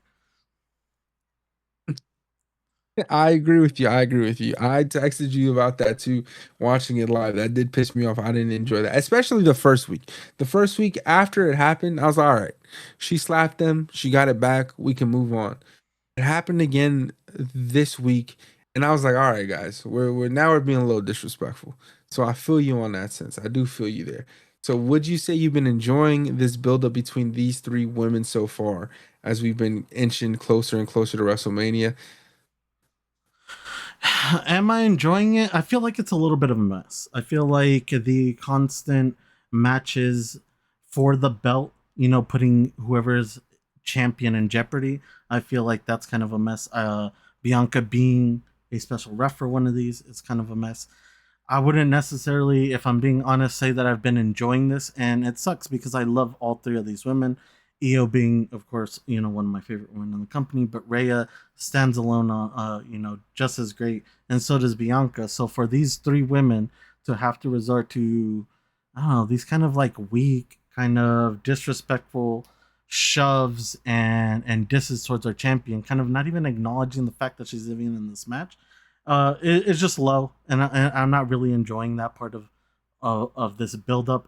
Am I excited for the match? Of course. Um, as for who wins at Mania, I think that Io, in my eyes, has to win. I feel like she's done enough over the past couple years to deserve this run, and I feel like she deserves it for it to be a, if not long, a very strong run. It doesn't have to be a record breaking run, but it definitely has to be a strong run. And as a bonus, I'm just going to give you an early prediction for Mania, and I think that Io Sky is going to win this. And I think while the celebrating is going on, I feel like it's time. I think it's time that we pop Asuka back, but I feel like it's time for Asuka to turn on Damage Control. That group already itself is kind of not non-existent. They're kind of here and there together, but never really a cohesive team anymore. So why not have Asuka return and be the catalyst that breaks the group apart, and then we get this phenomenal rivalry between Io and Asuka leading us post Mania. I feel like that's something that is possible. I have some kind of money on that happening, but I am excited for this match. It's just the build up is just not it for me.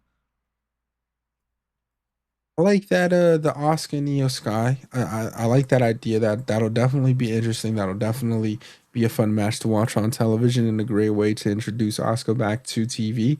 Um, Early pick, I disagree with you. I think Bianca's winning. Wow. I think she's gonna win. I think she's gonna win. I think Can you Io explain Sky is gonna yourself on win that on. one?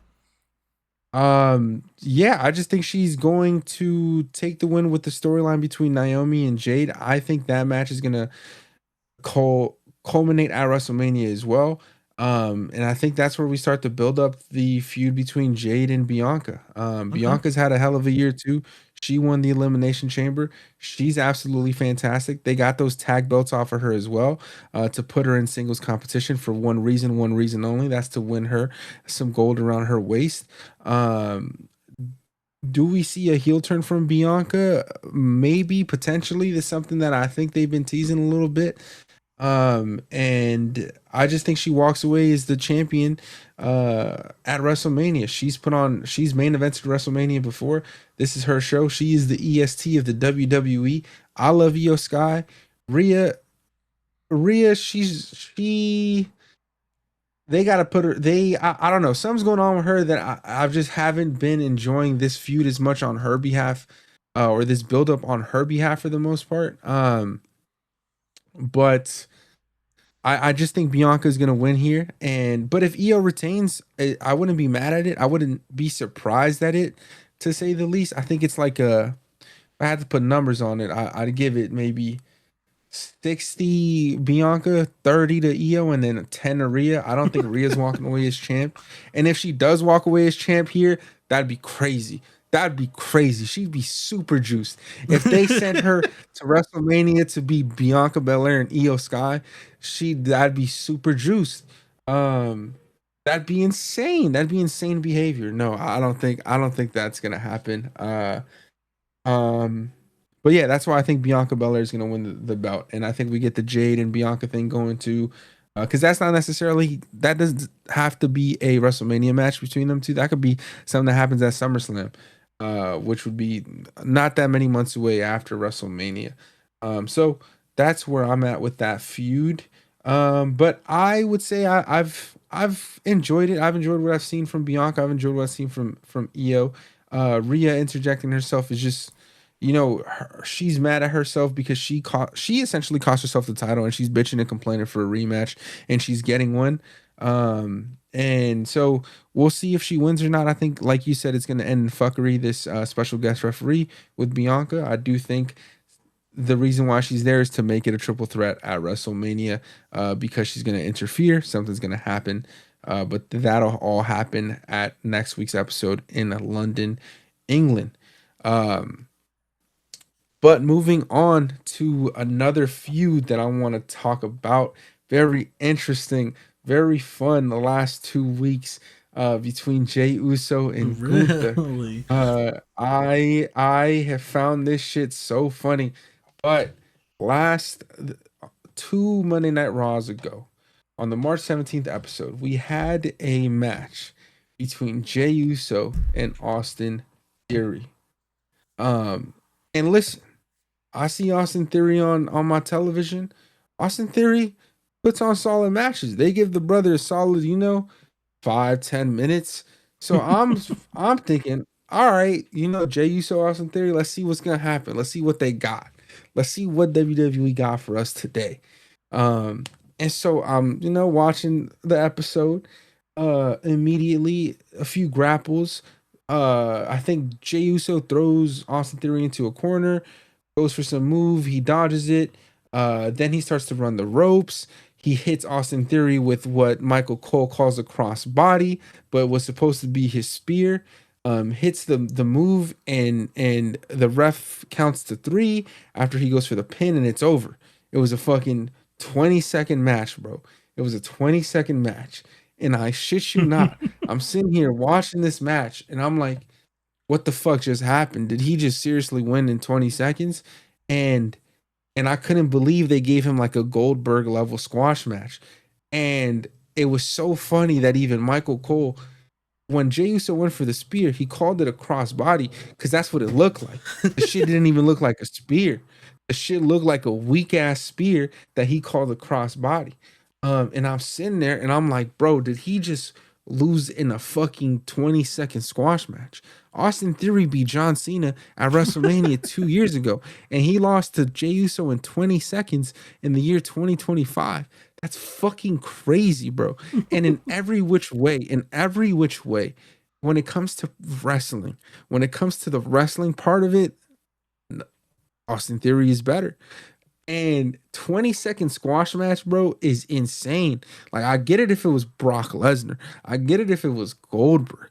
But 20-second squash match for Jey Uso on Austin Theory, that's insane.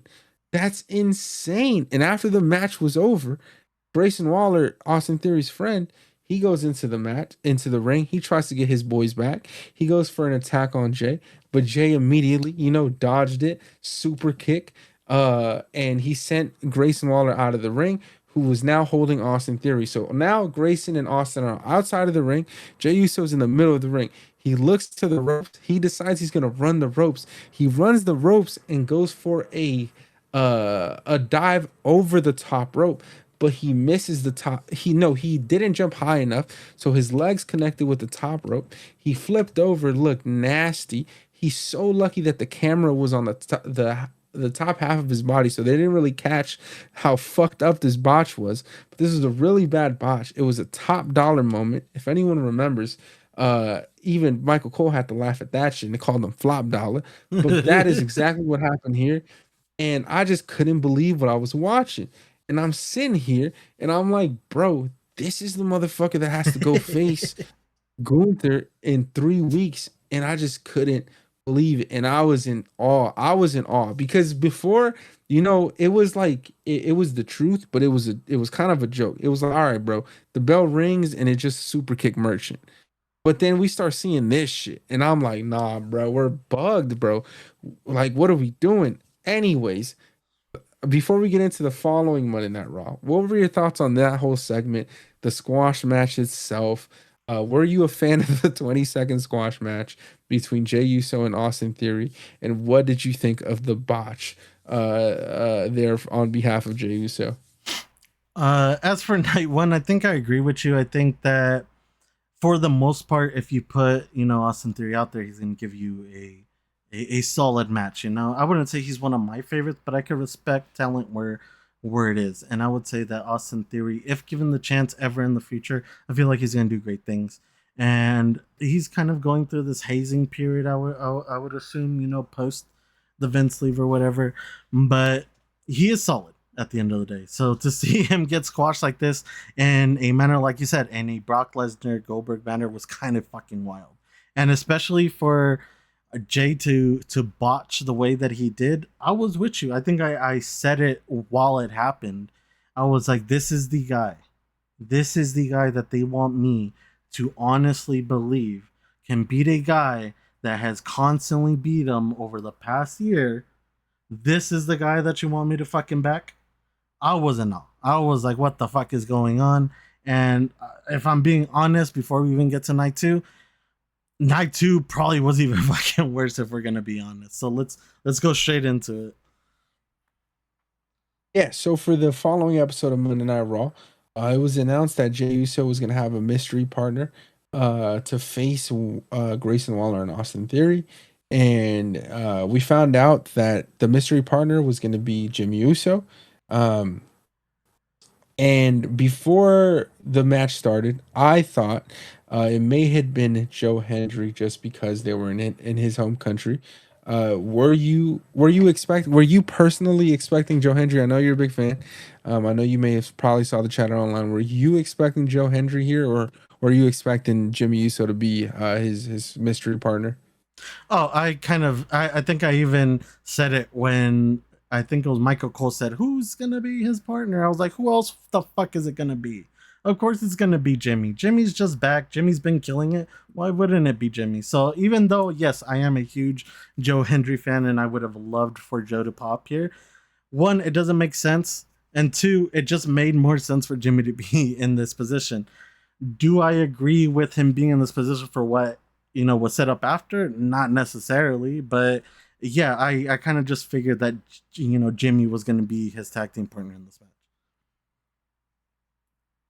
I was an idiot because I was like, nah, they're definitely bringing up Joe Hendry, um, and but I was being an idiot. But of course, it was Jimmy Uso, and they had their first tag match together after 2 years. I think the last time they had a match together was against Roman Reigns and Solo Sikoa at Money in the Bank in London a few years ago, if I remember that correctly.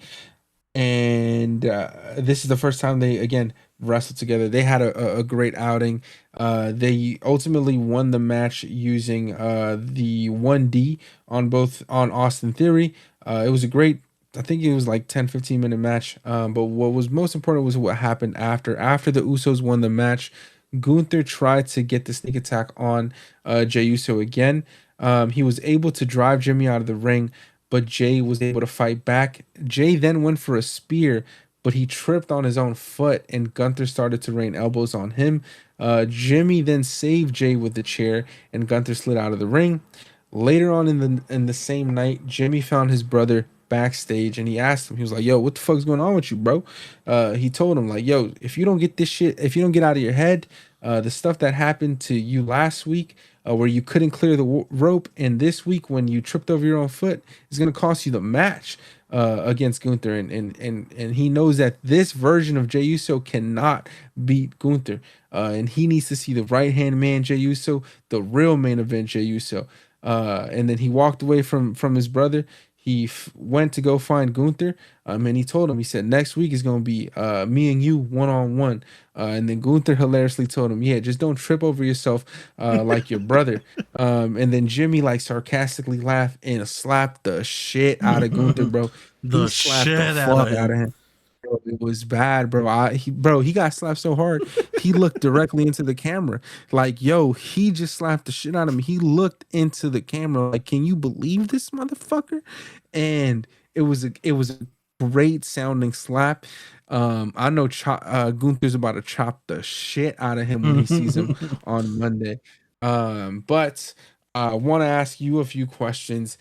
Jimmy did address the botch over the top rope this week.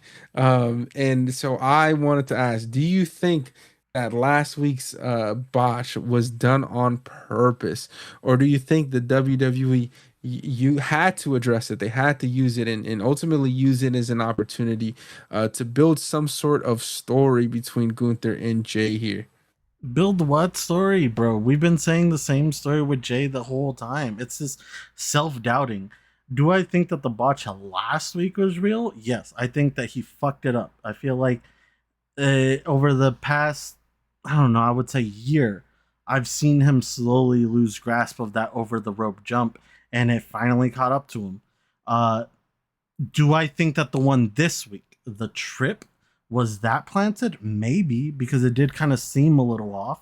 But at the same time, why should I even consider it being, planted by WWE when Jay constantly has been doing this shit where he slips up, where he fucks up, and then it becomes a self doubting fucking train.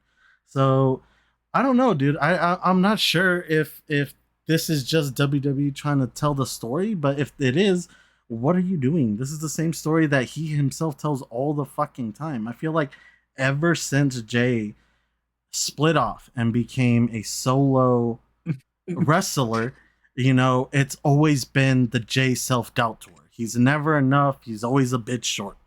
I've said this before, but Gunther has continued to beat this man, and he doesn't learn. Now even Big Bro has to step in and play defense. I'm bored, and I really hope WWE shocks the world and lets Gunther win. Gunther and Jimmy on any other day would be a solid match. Jimmy is fucking amazing, and he's showing us that recently as he's been killing it since his return. This will obviously end in a Jay altercation yet again. And to be honest, bro, I'm just fucking over it. I know that's going to piss people off because a lot of people love Jay, and a lot of people are seeing this as Kofi Mania. They're getting behind, the guy that never could. But to me, I'm just past that. He's the guy that never could and never will. And I feel like them just giving it to him at Mania kind of sucks. And I hope that they don't do that. But I feel like inevitably that's what's going to happen. I definitely think that Gunther better whip his ass at WrestleMania. In terms of the botches and what happened here, the first match, the first night where he botched the top rope and jumping over it, yes, I think that was supposed to happen, and it was funny. It was crazy. I'm glad he's safe. Glad everyone's okay. It looked bad, but I'm glad that they addressed it. I'm glad that they used it and inputted it into the story, and because you had to, like, he fucked up. It's cool. Like, people fuck up all the time. The trip this week definitely was done on purpose. They definitely planted that. They had to. I like the way that they're deciding to cover it up. You're the whole self-doubt thing, when you break it down the way that you did, 100% correct. That is every which one of his promos, every which one of his feuds. He did the same thing with Braun Breaker. He's doing the same thing with Gunther. It's everyone always doubted me, that I'm never enough, that I'm just a tag team guy. And it's the same shit, It's the same and the shit. people aren't getting over it. And the motherfucker says, yeet, and the people aren't getting over it. And but I must say, with the match that they're about to get, we're gonna get Gunther and Jimmy Uso. What I think is gonna happen here is gonna be very similar to what happened between Roman Reigns and Jey Uso a few years ago.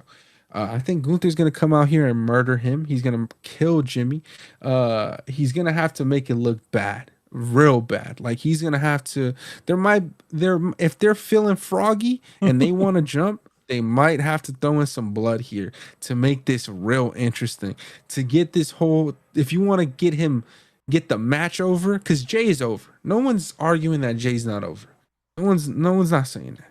No one's not saying that when Jay Uso's music hit, the crowd doesn't go crazy. No one's not saying that.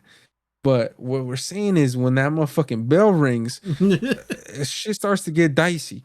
And I think the way you get the match over is you have Gunther come out, basically murder his brother, and you get, that fire, as Jimmy mentioned. Like, bro, I need to see the main event Jey Uso. I need to see the right hand man.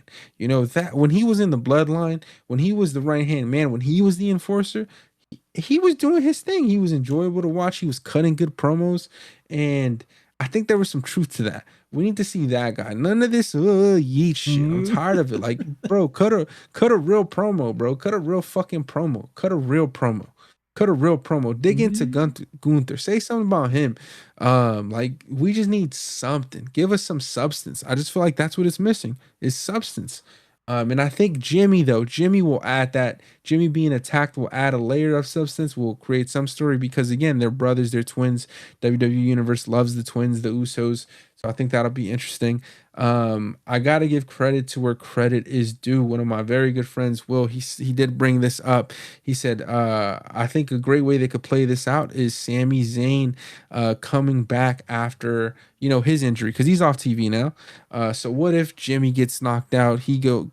Goes off television for a few weeks following Gunther's attack next week and Sammy comes back and he talks to Jay. He's like, "Hey, bro, if I could do it, if I did it, I know you could do it."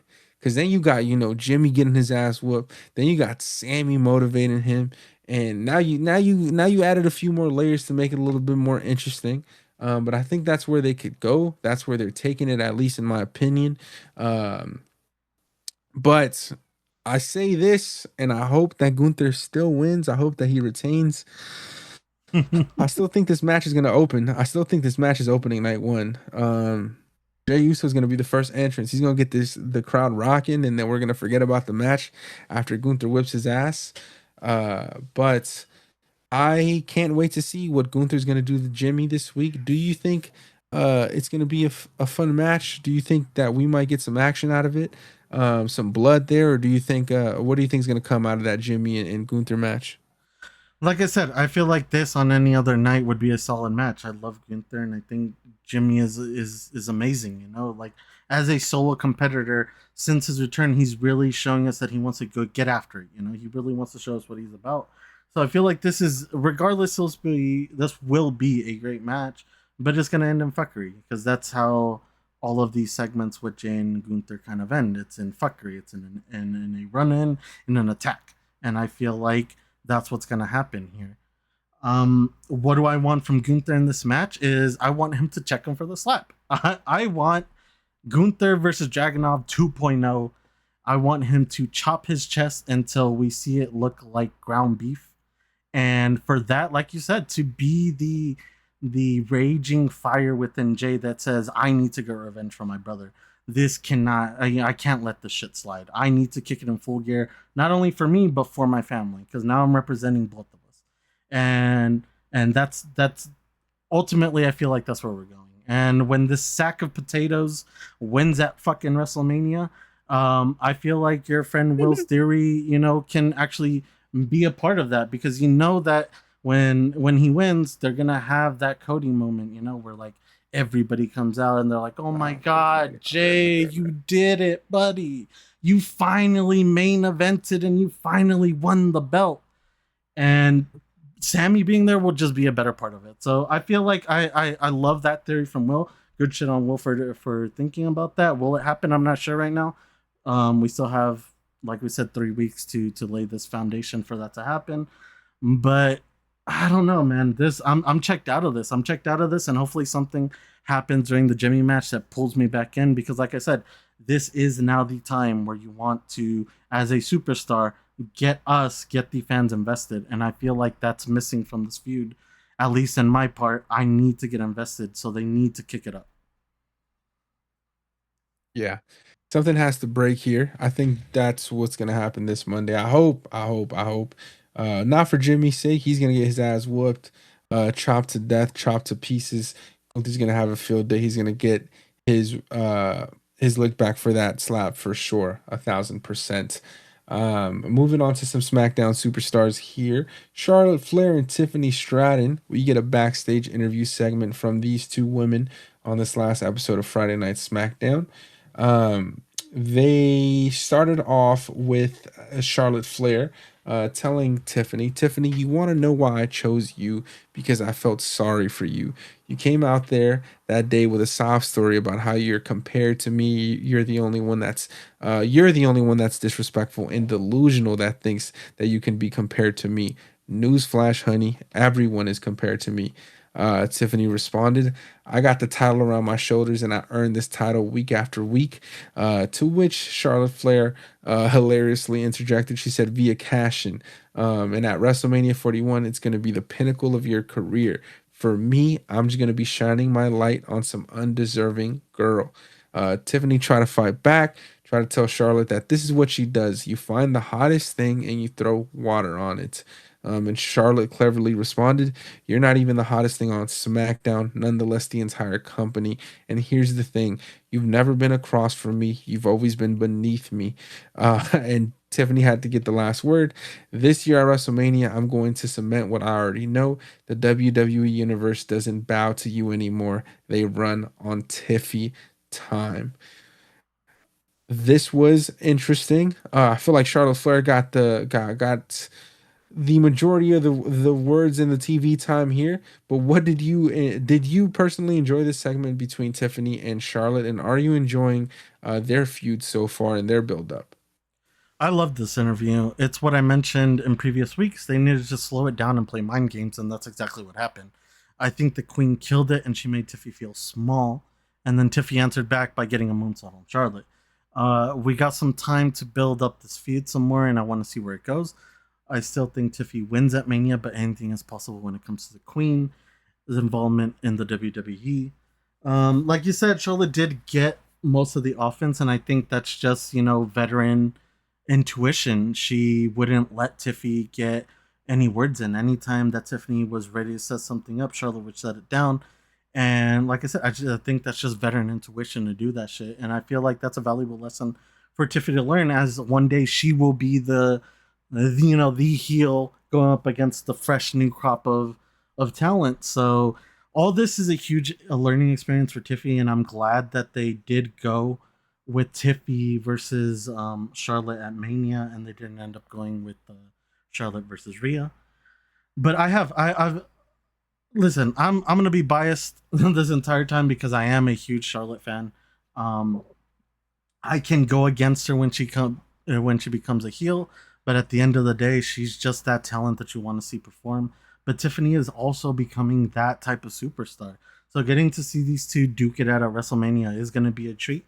Um, like I said, I do kind of want them to slow it down again a little bit more. I don't want them to instantly go back into just attacking each other. I don't want this turning into a Gunther J where it's nothing but runnings and altercations, and slow it down. Pick at each other, nitpick those little details from each other. We've seen Charlotte do it a little bit more on Tiffy. I want to see Tiffy do it a lot more on Charlotte. I want her to fucking attack her family, go after her dad, go after her dad stupid storyline where she married another superstar, while Charlotte was in the company. Do something, bring all that shit out and attack her. That's what I want to see. Leave the wrestling for Mania. We know you two ladies can kill it. We know it's going to be a good time. So just get into each other's heads and get us hyped for this match.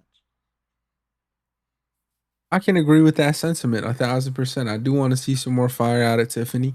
Like you said, Charlotte, I feel like she's been winning the promo battle by a mile between these two. Tiffany really got the majority of the offense when they had the only run in when she attacked her. She hit the prettiest moonsault on last week's Friday Night SmackDown, where she jumped over the fucking or jumped off the barricade. It was crazy. But in terms of promos and their battle of words, Charlotte has come on top each and every time here. And you said it best. I want to see Tiffany get a little bit more personal because we know the match itself is going to be great. But with the way Charlotte has been cutting these promos, I'm getting nervous. I'm getting nervous for Tiffany. Tiffany might lose this shit, so she needs to No. step it up. Something needs to happen because Tiffany might lose this shit, and we know how Charlotte is, and they just give her. She just wins. She just wins, and it's like it's hard as a Tiffany fan. I rock with Tiffany. It's hard to just be confident in Tiffany winning here because you're going up against Charlotte Flair. It's not like it's not like going up John Cena or Roman Reigns. I feel like she's worse. It's crazy. She just doesn't lose. She doesn't lose. They have her juiced. She does not lose. So I can't wait to see this match. Like you said, I hope we see a little bit more flair from Tiffany Stratton. No pun intended. Um, But I'm excited to see how this continues to move on as they continue the Europe tour and this week's Friday Night SmackDown. But moving on to another feud here in the SmackDown roster, Drew McIntyre and Damian Priest. This last episode of Friday Night, we had a tag match between Shinsuke Nakamura and Drew McIntyre versus Damian Priest and Jimmy Uso. Damian Priest did get the win for the team after he hit Shinsuke with a South of Heaven. But after the match was over, Drew McIntyre proceeded to attack Priest and he demolished him. He destroyed him. He left him for dead. Drew put his heart out. Drew put his heart and soul into this attack. There were moments where I was watching this shit, and I was like, "Yo, he is fucking him up." Like he was throwing some elbows, some punches, but like fucking him up. I was like, "Damn, bro." Like Drew McIntyre was at a UFC match, I think, a few nights ago, and he must have been inspired. They showed him on the, they do the fucking the famous camera where they pan to all the celebrities. And so they showed him at a UFC event, and I think he was inspired because the way he was hitting Damian Priest was crazy, bro. Like I don't fuck with Damian Priest, but I was like, damn son, this is crazy. You're beating his ass. Um, and ultimately, Drew hit a running claymore on Priest, and he sent them out of the ring. And Drew told him, he said, "I'm gonna be there every time. Every time you get up, I'm gonna be there to put your ass down and make sure you stay down." Officially, this match hasn't been made just yet. But I think with how Drew is playing this, anything that Drew's involved in is going to be good television. Uh, Damian Priest, solid worker, man. Don't like the guy, don't like his character, but the motherfucker can work. He can put up a good match. And so I think they're gonna put on a solid match at WrestleMania. But 2 weeks in a row with Drew McIntyre getting one up on Damian Priest with how this feud has gone so far. Who is your early pick to win? And do you have a match stipulation that you'd like to see these two implement into their Mania match? Well, this one, fuck, man, this one's a weird one because I'm not gonna lie, I'm kind of checked out on this rivalry already, just because I've said this for weeks. Like it's like we can't separate these guys together, and I don't, or separate these guys away from each other, and I don't think that even with these two guys, losing so much recently, I don't think putting them both in a match together works for anyone.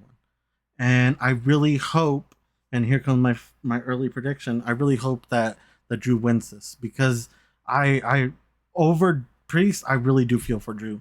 This man, and I know that he probably carries it as like, oh, it's my gimmick, and like it's what I do. This is what I'm doing right now. But you can't be losing this much, buddy. Like I'm seriously starting to lose hope in you, and it's because you can't seem to win. You can't seem to win. You can't seem to stick to something. Like a couple weeks ago, I would have had a completely different plan for Drew going into Mania, but now it kind of seems like we're resorting to just throwing him a bone and having him face Priest at Mania because Priest doesn't have anything to do.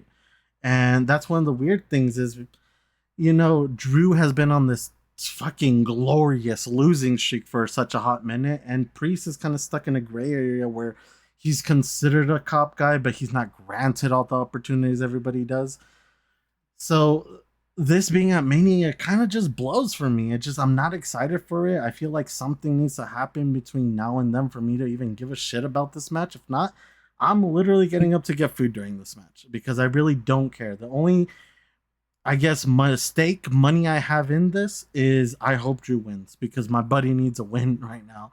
And I feel like a win for Drew is bigger than a win for Priest. 100%, 100%, 100%. Drew better win this fucking match, and it's not even a question. It's not even like Priest can have a great match, bro, but motherfucking Drew McIntyre better have his hand raised after this match is over. Um, and I kind of again, same with Gunther and Jay. I might need Drew just to beat his ass, just to absolutely beat his ass, and just wipe the floor, call it a day, and move on. I think that would be great. But I'm buying in here. You're checking out. I'm buying in. I'm buying into Drew McIntyre. I'm buying into this feud. I think it's gonna be a solid match. I think it's gonna be one of the better matches at this year's WrestleMania. And I think it's gonna be in large part to Mr. McIntyre himself. But Brees is again a phenomenal worker. I think they're gonna have a good match, one that might steal the show. Um, so hopefully they continue to build on this. They find something else to layer into or to dive deep into between these two. It's tough because they've had a match before, they've had matches before, and they've had a feud before. So it's tough to add a new layer without going back to things that have already been said or points that have already been made. But I do think when they get to WrestleMania 41 in Vegas, it's going to be a great match, and the fans are going to enjoy and they're going to eat that shit up. Something that hasn't been as popular with the fans, though, very interestingly enough, El Grande Americano. Who is supposed to be, or rumors and reports are saying, but no facts have been confirmed. Chad Gable um has is reportedly, or the fans are rumoring that he is El Grande Americano, who is a new luchador in the WWE. And so over the last couple of weeks, the WWE has introduced this generic new luchador known as El Grande Americano. Everyone seems to be of the belief that he, of course, is Chad Gable because, as mentioned before, he had left the WWE for a little bit. He went on hiatus, left American Made to go on an adventure to conquer the dark arts of lucha libre. And ever since he's returned, we haven't seen El Grande Americano and Chad Gable in the same room at the same time. And so when Kathy Kelly or other superstars asked Chad, about why he's running around in a luchador mask, Gable denies it. He denies he has anything to do with it. But of course, this is clearly, Chad Gable himself.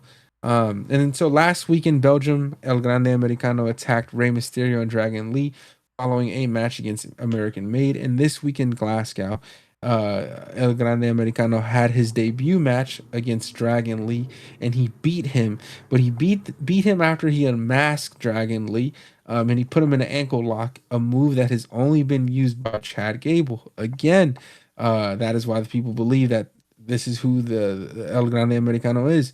But I wanted to ask you, are you enjoying what they're doing here with Chad Gable as this luchador? And how do you see this culminating for Chad Gable as a story as a whole, in terms of the whole lucha libre thing? All right, let's start off by saying this. Am I enjoying it? 100%. Wrestling is fun. It's meant to entertain, and I think they have found the line between fun and, in a sense, disrespect. You told me a few days ago that people were taking offense to this, and I was shocked. As a Mexican American man, um, and a PSA for all those preaching it's a MAGA, you need to sit down, breathe, and learn to have some fun. I feel like WWE has been missing this element of fun in its storylines for a while now, and Chad has demonstrated that you can still be a serious competitor while having fun with it. I called it when seeing the promo. I knew people were going to throw a fit about the AI, but I don't care. It was meant to be a gag and nothing more. I actually loved it, and I found it hilarious as someone who loves Hispanic wrestling so much. Seeing how the luchador was presented at events in the past was just perfect to me. We got to see him wrestle, and for the most part, it was a solid match. But in the shocking turn of events, my dude pulled off Dragon Lee's mask, and I swear I was motionless until the ad break. Demasking is still a sin in my book, and I'd imagine all this was cleared backstage beforehand, but we need to chill with the demasking. Not for the nerds like me, but because we all know Ray is retiring soon, and if he ends in a demasking, it needs to mean something, and desensitizing the crowd now will lessen that impact. I think that Chad does have potential to be, the lucha final boss, as you like to call him. I think that's a fun and different angle that we'll get to see Chad explore. I'm still not convinced it's Chad. Call me crazy, but I think when it comes time to reveal the true identity of the Americano, we might be seeing someone else under that mask. I have a wild theory about this, and my friend likes to bully me about it, saying that there's no fucking way. but I'll lay it out here. I think that there is no way that there could be misconnection between Chad's words of learning the dark arts of lucha libre. As we know, and I have brought this up the past couple of weeks, Zelina Vega and Aleister Black have a school called the Dark Arts of, wrestling or whatever. And I feel like that is a nod to potentially bringing, Aleister in. Now, I know that we've been seeing Grande Americano, whether it be within pictures or promos, and now even in the ring, I still not convinced that that build is Chad's.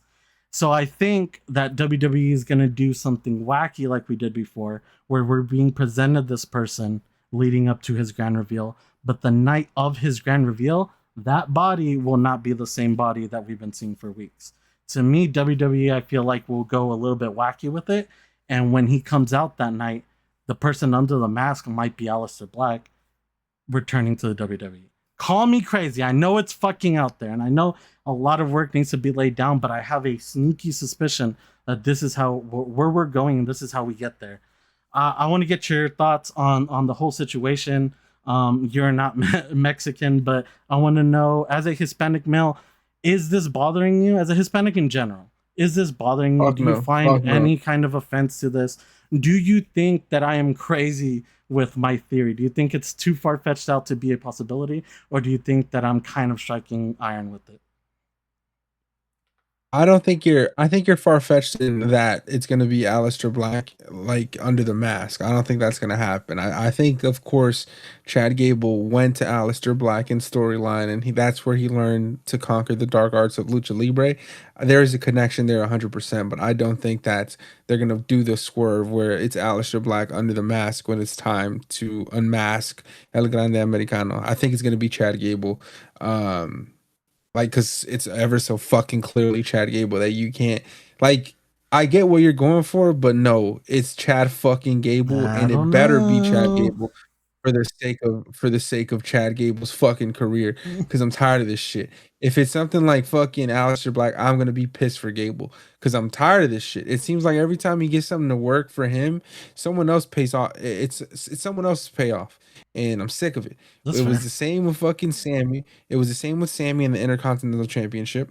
It should have fucking been Chad. It should have been Chad. Like, listen, I'm cool with it being Sammy. I'm cool with it having it been Sammy at WrestleMania. I'm cool with it. I'm not mad at it. But it would have been much better, and it would have been done a lot more for Chad to have that moment, for Chad to have gone over at WrestleMania 40. And that didn't happen.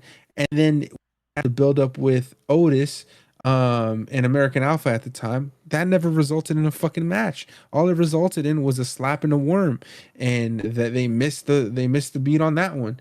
And so, bitch, if you unmask El Grande Americano, bitch, it better be Chad fucking Gable.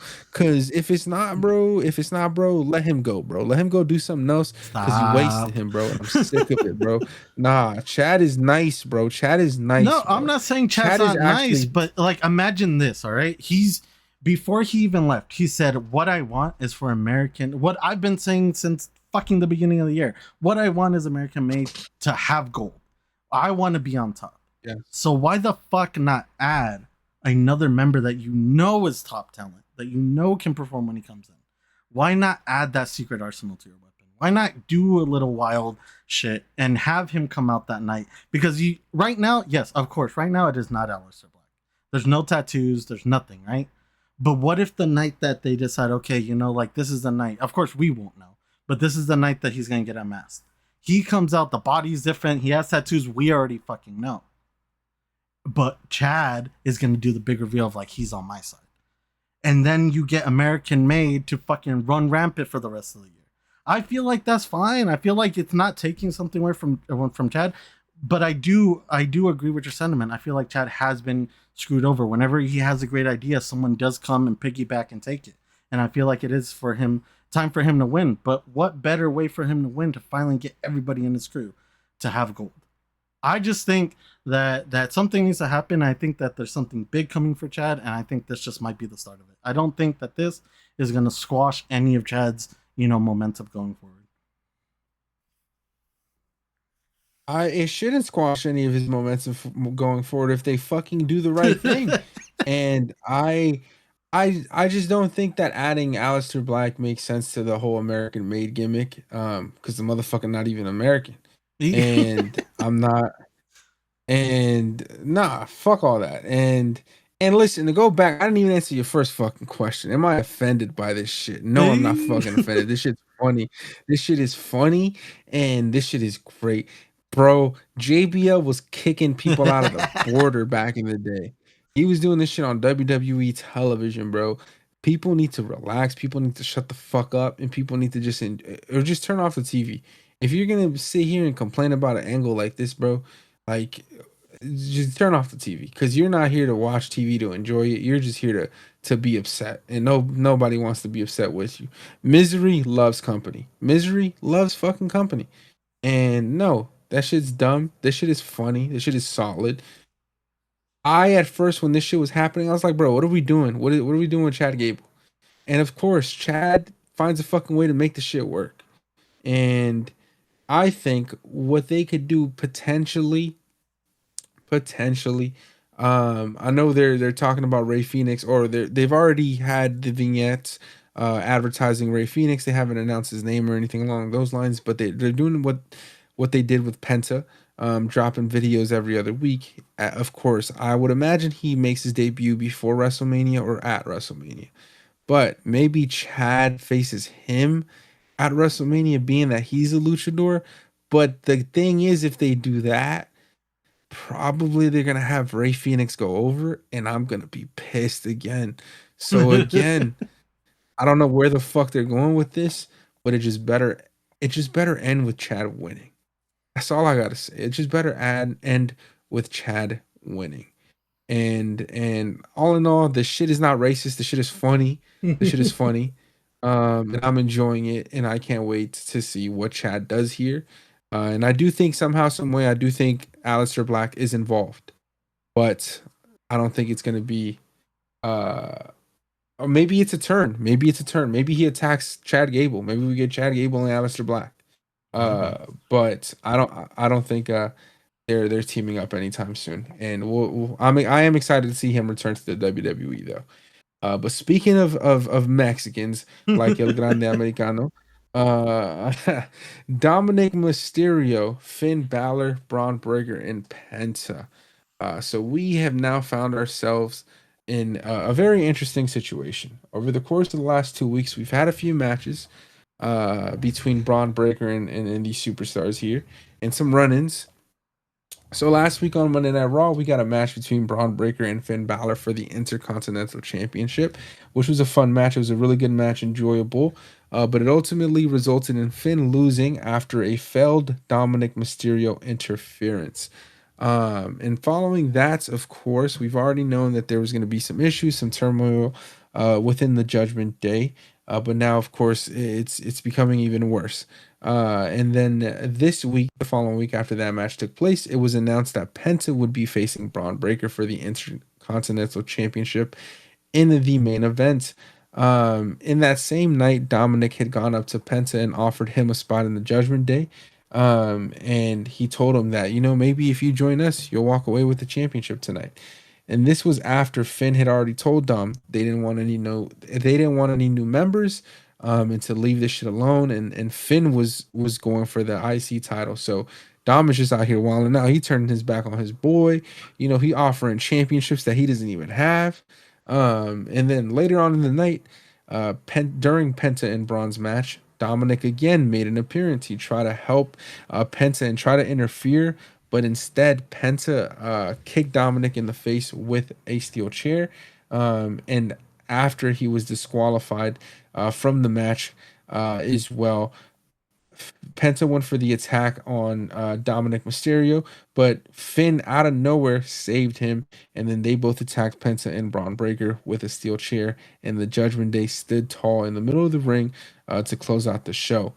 So now we got this whole situation with Penta, Dominic Mysterio, Finn Balor, and Braun Breaker. There were reports this weekend and rumors that this was going to be a fatal four-way for the Intercontinental Championship. Um, is this the outcome and the match that you thought you were gonna get involving Braun Breaker in the Intercontinental Championship? No, 100% not. But I'm not mad at it. This is going to be a wild match of true, not because of the amount of superstars in the match, but the quality of superstar in the match.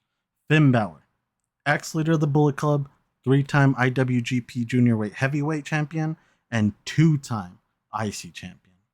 Dominic Mysterio, the most hated man in WWE, two-time North American Champion.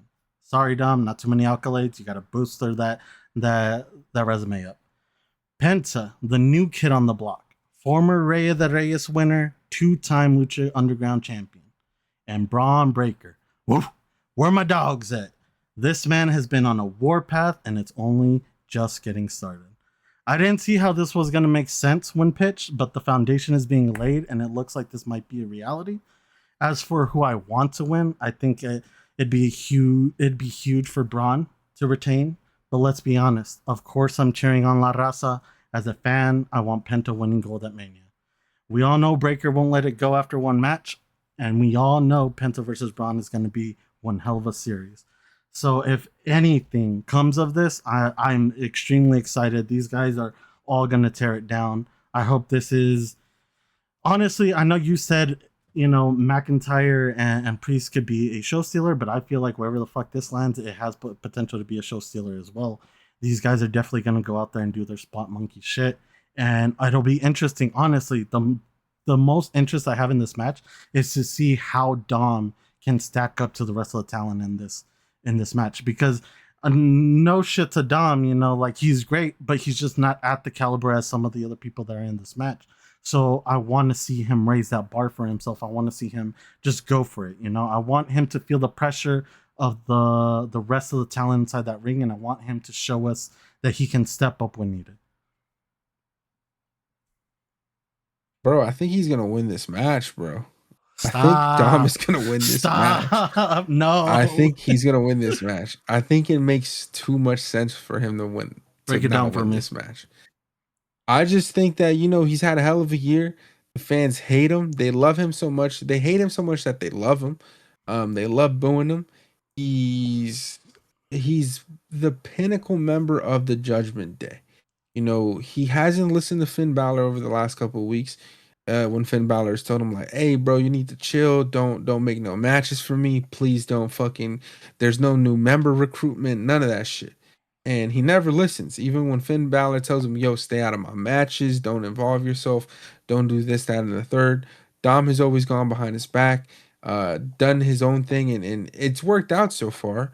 But I think that's going to culminate in the breakup of the Judgment Day, and I think Dom is going to be the one kicking Finn Balor out, not Finn kicking Dom out, because Dom has the girls on his side and Carlito, Liv Morgan, Raquel Rodriguez, and Carlito. They all have a connection amongst each other, and I think it's going to be easier to kick Finn Balor out that group, and then he's going to go and have his face run and hopefully get some fucking wins.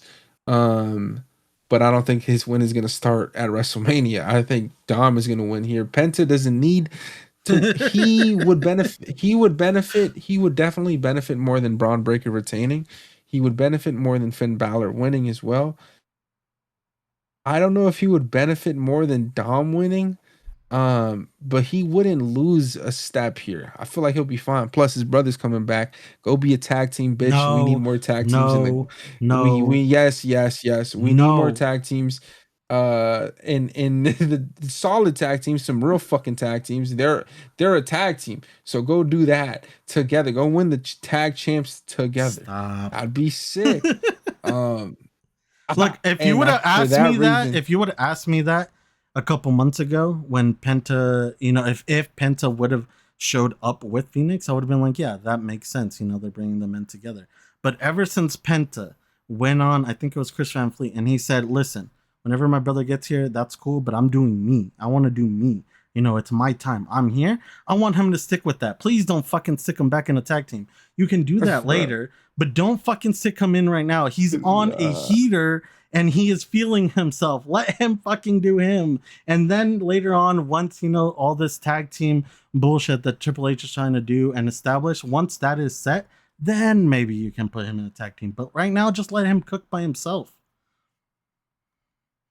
Nah, bro, put that motherfucker in Not the tag yo, team right listen. now, bro.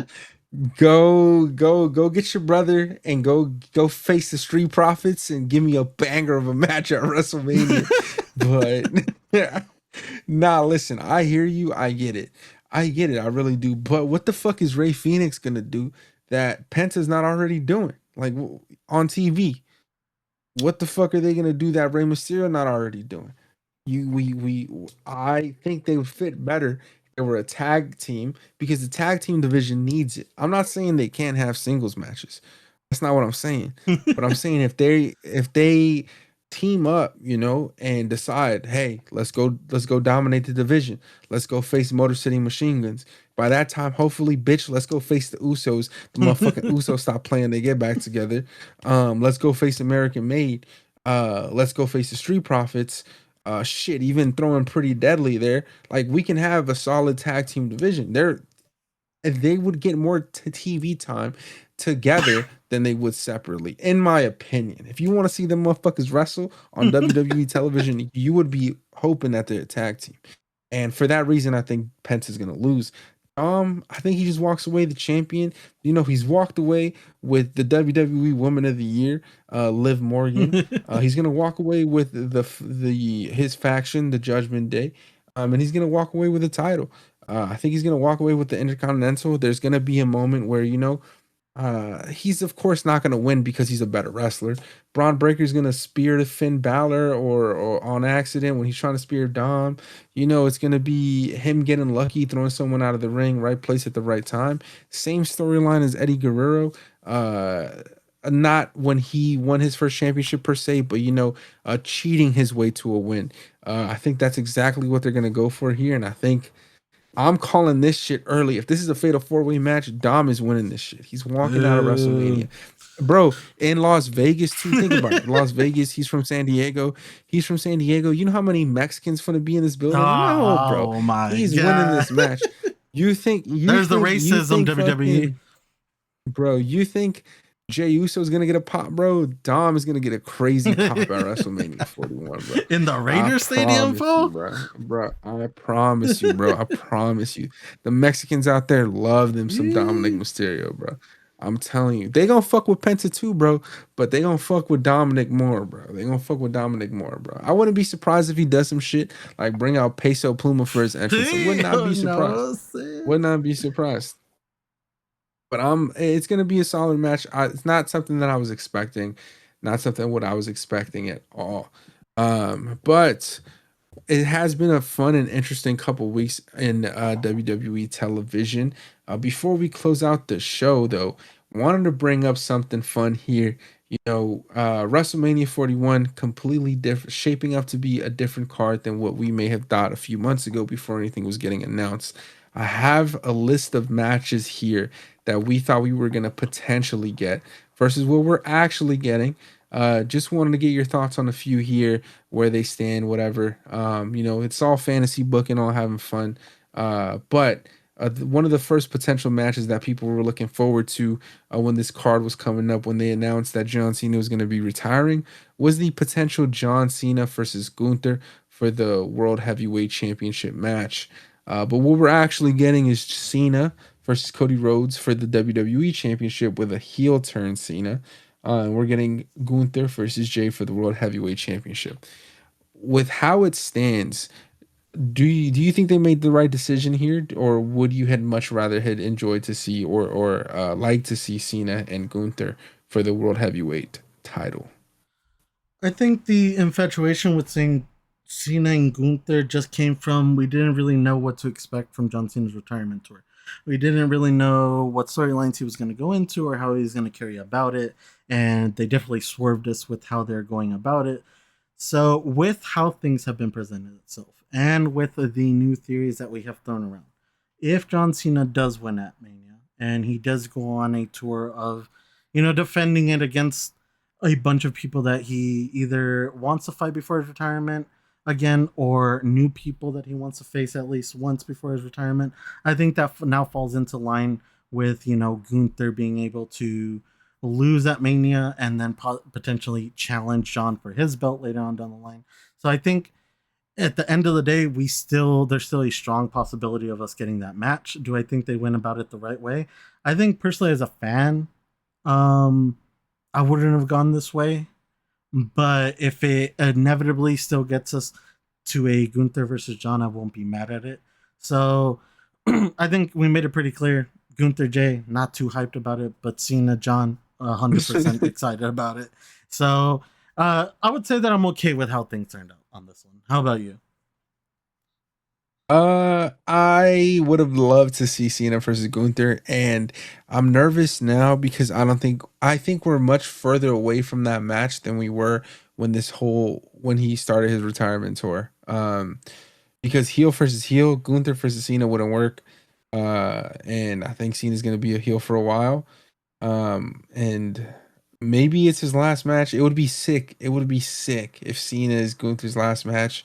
Or sorry, if Gunther is Cena's last match, that would be dope. But again, I think we're so much farther away from this match than we were at the start of the year, and that makes me nervous for this potential matchup. I'm cool with Cena and Cody. Like, exciting turn of events. You know, arguably the biggest heel turn in life ever in the history of the world. Gunther and Jay, whatever. Gunther better beat his ass. Beat his ass. But another match here that we could have got that people were speculating was Randy Orton versus Cody Rhodes for the WWE Championship, but instead we are getting Randy versus Kevin Owens. Uh, do you agree with this decision here? Would you had liked to seen Randy versus Cody maybe over Cena versus Cody, or do you think they're saving that for sometime in the near future? I definitely, with how things have progressed, I definitely think that's something that we're saying for the future. Just because I feel like Randy Orton is going to be one of those people that is going to want some answers, from John. He's going to want to be like, what happened? So I feel like that'll come down the road. I'm not mad that it didn't happen here. Randy versus KO though, no, that's a match, and I feel like I don't think anyone was going to be mad at that. We knew that Randy wasn't going to miss Mania. He loves being here for Mania season. And Kevin Owens has been digging himself in a hole where someone needs to teach him a lesson. And I feel like, Randy coming back and being the king of teaching people lessons at Mania, I think this is perfect. I feel like I'm not mad at how they went about this. I feel like it was a perfect way for Randy Orton to return. And I think it's a perfect opponent for KO going into Mania, seeing as he has pretty much screwed over everybody that he's considered a friend up until this point. So I think it's time for one of those so-called ex-friends to get some revenge. And who more perfect than Randy Orton? 100% agree. That punk kick that's gonna fucking connect with Kevin Owens' skull in Las Vegas is gonna be fantastic. The crowd is gonna go crazy. I can't wait to see it because I can't even remember how many years it's been since that was allowed. Since he got his last one off, I just remember watching him do it to Vince McMahon. That one I feel like is the most famous one when he did it to Vince McMahon, and Vince was wearing the gray suit. And then he was just like, yo, I can't believe I just did it. He stood in the corner, shaking his head, covering his mouth in all of his own fucking monstrosity. And then he fucking slithered out of the ring. Nah, man, just genius. That motherfucker, that's top heel right there, bro. Top heel. And so I can't wait to see the punk kick make its return.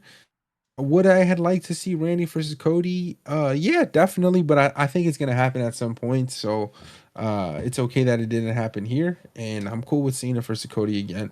Another one interesting to me in the Intercontinental Championship. I know there was a lot of speculation that Sheamus would be going over at WrestleMania against Braun Breaker to get him his Grand Slam championship and ultimately claim him his spot in the Hall of Fame one day. But it doesn't seem like that is the case at this moment. Do would you much had rather seen maybe a Braun Breaker and Sheamus match and one that ends and results in Sheamus going home with the title and as a Grand Slam champion, or are you more excited for the potential of your one of your favorite current superstars, Penta, walking away here with the IC title at this year's WrestleMania? while this potential new match that I'm guessing has still not been made official, is exciting and it will be a barn burner of a match.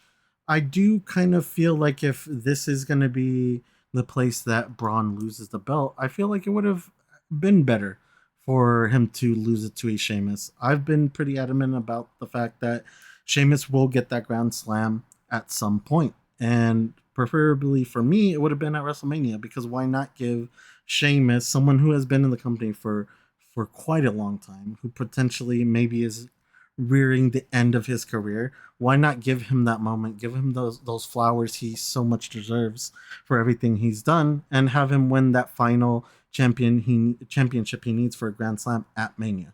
I'm a little sad that they didn't go that direction, but that doesn't mean that it won't eventually happen. And I bet that whenever it does happen, it'll be that grand and special moment for Sheamus. And I feel like a lot of fans will be happy, to finally see someone that we've grown up, watching wrestle for so many years complete that accolade is always a great, moment. It's always a time for not just a superstar to celebrate, but for the universe to celebrate with them. It's kind of the cherry on top for the long career that they've had. So I do wish that this was going to be Sheamus versus Braun at Mania, but like I said, that will eventually happen. So having this big clusterfuck of a match with extreme talent, in my opinion, I'm not mad at it either. I'm excited. I hope this does get announced soon, and we get to start seeing these guys build it up, because I would imagine that with so many people in this match, there's got to be some fuckery either backstage or with interjecting in matches. And I'm excited to see who's going to punk who in the upcoming weeks leading to this match.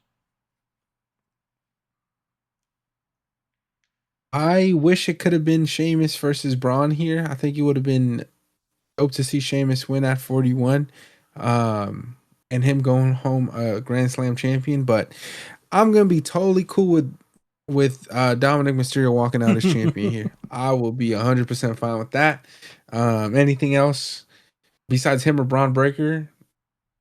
Shit, I'm even rooting for Dom over Finn, and I fuck with Finn. But give me Dom, because Finn don't deserve this shit right now. But the last one, of course, one of the potential matches that everyone was hoping for, two potential matches that people were looking forward to, that they thought were going to be the main events of this year's WrestleMania. The Rock versus Roman Reigns first, and CM Punk versus Seth Rollins. But instead, what we're getting is a triple threat match between Reigns, Punk, and Rollins, and no mention of The Rock, no word on The Rock, nothing. Crickets, zilch, nothing. So, are you happy with where we're at with these individuals here, Rock, Roman, CM Punk, and Seth, or would you have liked to seen what we all thought we were gonna get here in a Rock versus Roman match and a Punk versus Seth? I guess I was under the impression that we were going to get some rivalry conclusions between these guys. As you said, we thought that it was going to be Rock Roman and then Punk versus Seth. But from what we know, The Rock's just not around right now, so there's no reason to even fucking be talking about him and any capacity for these matches, which sucks because he did come in and I guess give a certain oomph of hype to the product, but it just led nowhere. So it's just disappointing in that end. Am I happy with the triple threat? I don't know. I think I would have just preferred to see Seth versus Roman at this Mania, but we have to get Punk in there somehow, and I feel like this is a way to get him there. They're laying the foundation now. Punk's running his mouth and he's making it pretty clear. So I do kind of hope that in the next couple of weeks we get a lot more offense, verbally at least from the other two. But yeah, it's a little hard just because I mean The Rock kind of, not to be disrespectful to The Rock, but he just comes in, he gets something started, and then when it doesn't go his way, he kind of leaves it half-assed and leaves the rest of the people to worry about it, and I think that's unfair. So this is the best that we can get, and I'm okay with it. If we don't see The Rock in the Cody and John Cena thing, that's a whole nother topic to discuss for a later time. But in this match, I wouldn't say he's needed or wasn't needed before. But I do, at the end of the day, wish this was just a singles match between Roman and Seth. A singles match would have been, and I think is going to be one day a fantastic match. But I'll take what we can get here. I am disappointed in The Rock. It's because we're not getting Roman versus Rock. We're not getting that match here, and it not happening here. I don't think it's ever gonna happen. Yeah, I just think he's only getting older. He's only gonna get busier. And for that reason, I think we're never gonna get that match. And it's the fans' fault. I guess it's our fault because we decided to go with the story that made sense. And I'm cool with the decision. Like I, in no way, shape, or form, would I take that back? Would I hope that, or would I wish that it wasn't the case, and we would have gone Roman versus Rock last year? No, I think the right decision was made. And no other decision could have been made. And just the simple fact that it was even a question, the simple fact that the motherfucker came on television, bro, uh, and Cody Rhodes said the words like, "Listen, I want to beat you. I want to take that title, but not at WrestleMania." And I walked the Rock. Like, bro, that's crazy, bro. Because that literally meant that the motherfucker just got there and was like, "Hey, bro, don't nobody care about the Royal Rumble. Don't nobody care about the winner of the Royal Rumble, bitch. I'm back, and I'm the main event." Like, that's insane. That is insane. And I think he was so hurt. He was so hurt that the fans said, "Fuck you, bitch. We want Cody." He was like, "Bet. I'm never giving y'all this match." And I don't think it's ever gonna happen. Um, so Roman is gonna is finds himself intertwined in this match due to his family member, his older cousin. But we'll see, man. Never say never. Maybe we do get this match one day. Maybe it's a SummerSlam match. Who fucking knows? But at this point, I'm not begging for it. It is what it is. It's past us. But Roman Reigns, CM Punk, Seth Rollins, I'm looking forward to continuing the feud here. You did bring up a good point. I would like to see Roman and Seth get a little bit more offense in terms of on the verbal side of things. Again, they got CM Punk juiced in every facet and every which way. He's had a hell of a year. This has been the year of Punk. We'll see if WrestleMania season is going to be the season of Punk as well. And maybe somehow, some way, he finds himself winning a championship sooner rather than later. But that concludes this week's episode of the Word Around the Ring podcast. Thank you again all for listening. If you haven't already, please make sure to like, subscribe, and follow across all of our social media platforms, including Instagram, X, and TikTok at the Word Around the Ring podcast. We will see you all soon and next week. Hope you guys have a great weekend. And again, thank you all for listening.